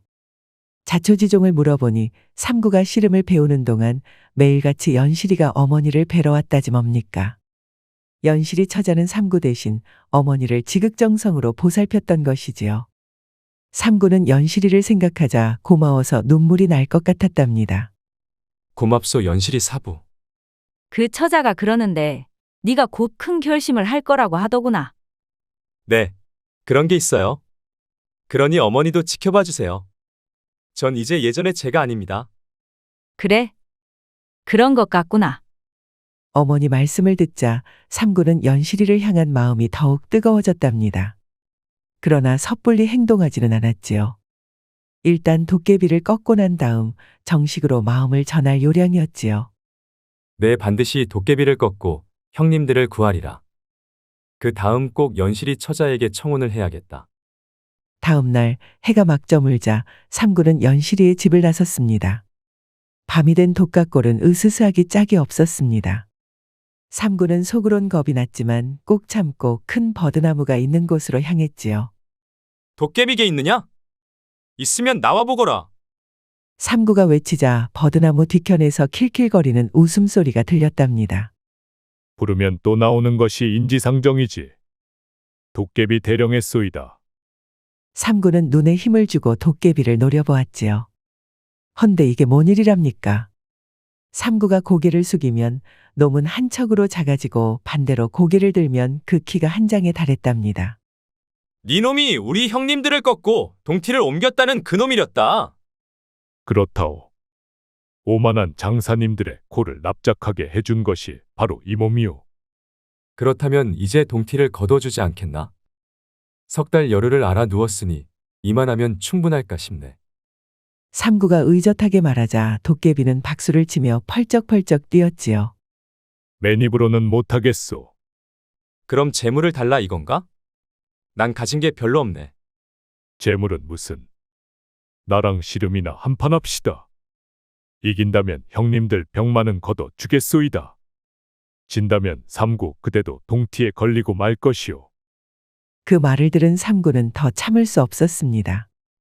우통을 척 걷어붙이고는 도깨비에게 뚜벅뚜벅 걸어갔지요. 니놈은 우리 형님들만큼이나 가혹하구나. 오늘 네 버릇을 단단히 고쳐서 다시는 사람들을 홀리지 못하게 해야겠다. 도깨비도 빙글빙글 웃으면서 삼구를 향해 다가왔답니다.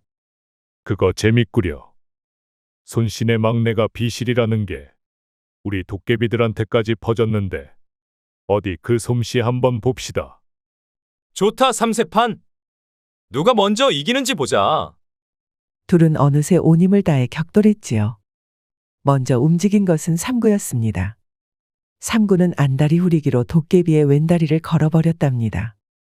호, 이 몸의 왼편이 약하다는 것을 누구한테 듣고 왔소? 왜? 나는 귀가 없는 줄 알았느냐? 도깨비는 넘어질 듯 했지만 엄청난 힘으로 중심을 잡았지요. 그러더니 다리를 길게 뻗어 호미거리로 반격을 했답니다. 도깨비 다리가 엿가락처럼 늘어나니 삼구는 속절없이 걸려 넘어지고 말았지요. 이 도깨비님이 먼저 1승 가져가겠소이다. 삼구는 먼저 한 판을 내줬지만 꺾이지 않았습니다. 벌떡 일어나서는 다시 도깨비의 허리를 붙들었지요. 3이번에는 좀 다를 것이다. 두 판째에는 도깨비가 먼저였습니다. 난장이처럼 작아진 도깨비가 갑자기 불곰처럼 덩치를 키우는 것이었죠. 그러면서 그 엄청난 힘으로 들배지기를 걸었답니다. 삼구는 온 힘을 다해 버텼지만 도깨비는 어린애 들듯이 간단하게 들어올렸지요. 자, 이걸로 끝이오 비실이 양반. 도깨비는 길게 웃으며 삼구를 매다 꽂았지요. 헌데 이게 무슨 일이랍니까? 공중에서 중심을 잡은 삼구가 뒷무릎치기로 반격한 것이었죠. 왼쪽 무릎이 걸려버린 도깨비는 그 수를 이기지 못해 기우뚱했답니다. 결국 도깨비의 몸뚱이가 원을 그리면서 바닥에 나뒹굴었지요. 이번엔 내가 1승이다. 이제 보니 예산놈이 아니로구나. 그 씨름 누구에게 배웠느냐? 기겁한 도깨비가 소리를 빽 질렀지요. 허나 삼구는 여유만만했습니다. 이제야 겁이 나느냐? 헌데 도깨비가 겁을 먹어서야 어디 그 노릇을 제대로 하겠느냐? 삼구의 말에 도깨비 얼굴이 불그락 푸르락해졌답니다. 오냐, 네 놈을 아주 이 독각골에 말뚝처럼 쳐박아 주겠다. 도깨비는 호랑이처럼 삼구를 밀어붙였답니다. 그 엄청난 힘으로 밀어치기를 건 것이었죠. 그 바람에 삼구는 죽죽 밀려서 쓰러지기 일보 직전이었지요. 그때였습니다. 연실이 처자의 고운 얼굴이 머릿속에 떠오르는 것이었죠. 순간 승부에 이긴 다음 연실이 처자에게 고백하겠다는 다짐이 새록새록 기억이 났답니다. 여기서 쓰러질 수는 없었지요. 이놈 도깨비야? 씨름은 힘으로 하는 것이 아닌 법이다. 삼구는 몸을 수그리는 척하다가 그대로 자반 뒤집기를 걸었답니다. 신나게 밀어붙이던 도깨비는 그 수에 걸려 제풀에 뒤집어졌지요. 이로써 삼구가 먼저 이승을 먼저 따낸 것이었습니다. 자, 내가 이긴 것 같구나. 승복하겠느냐? 아직이다.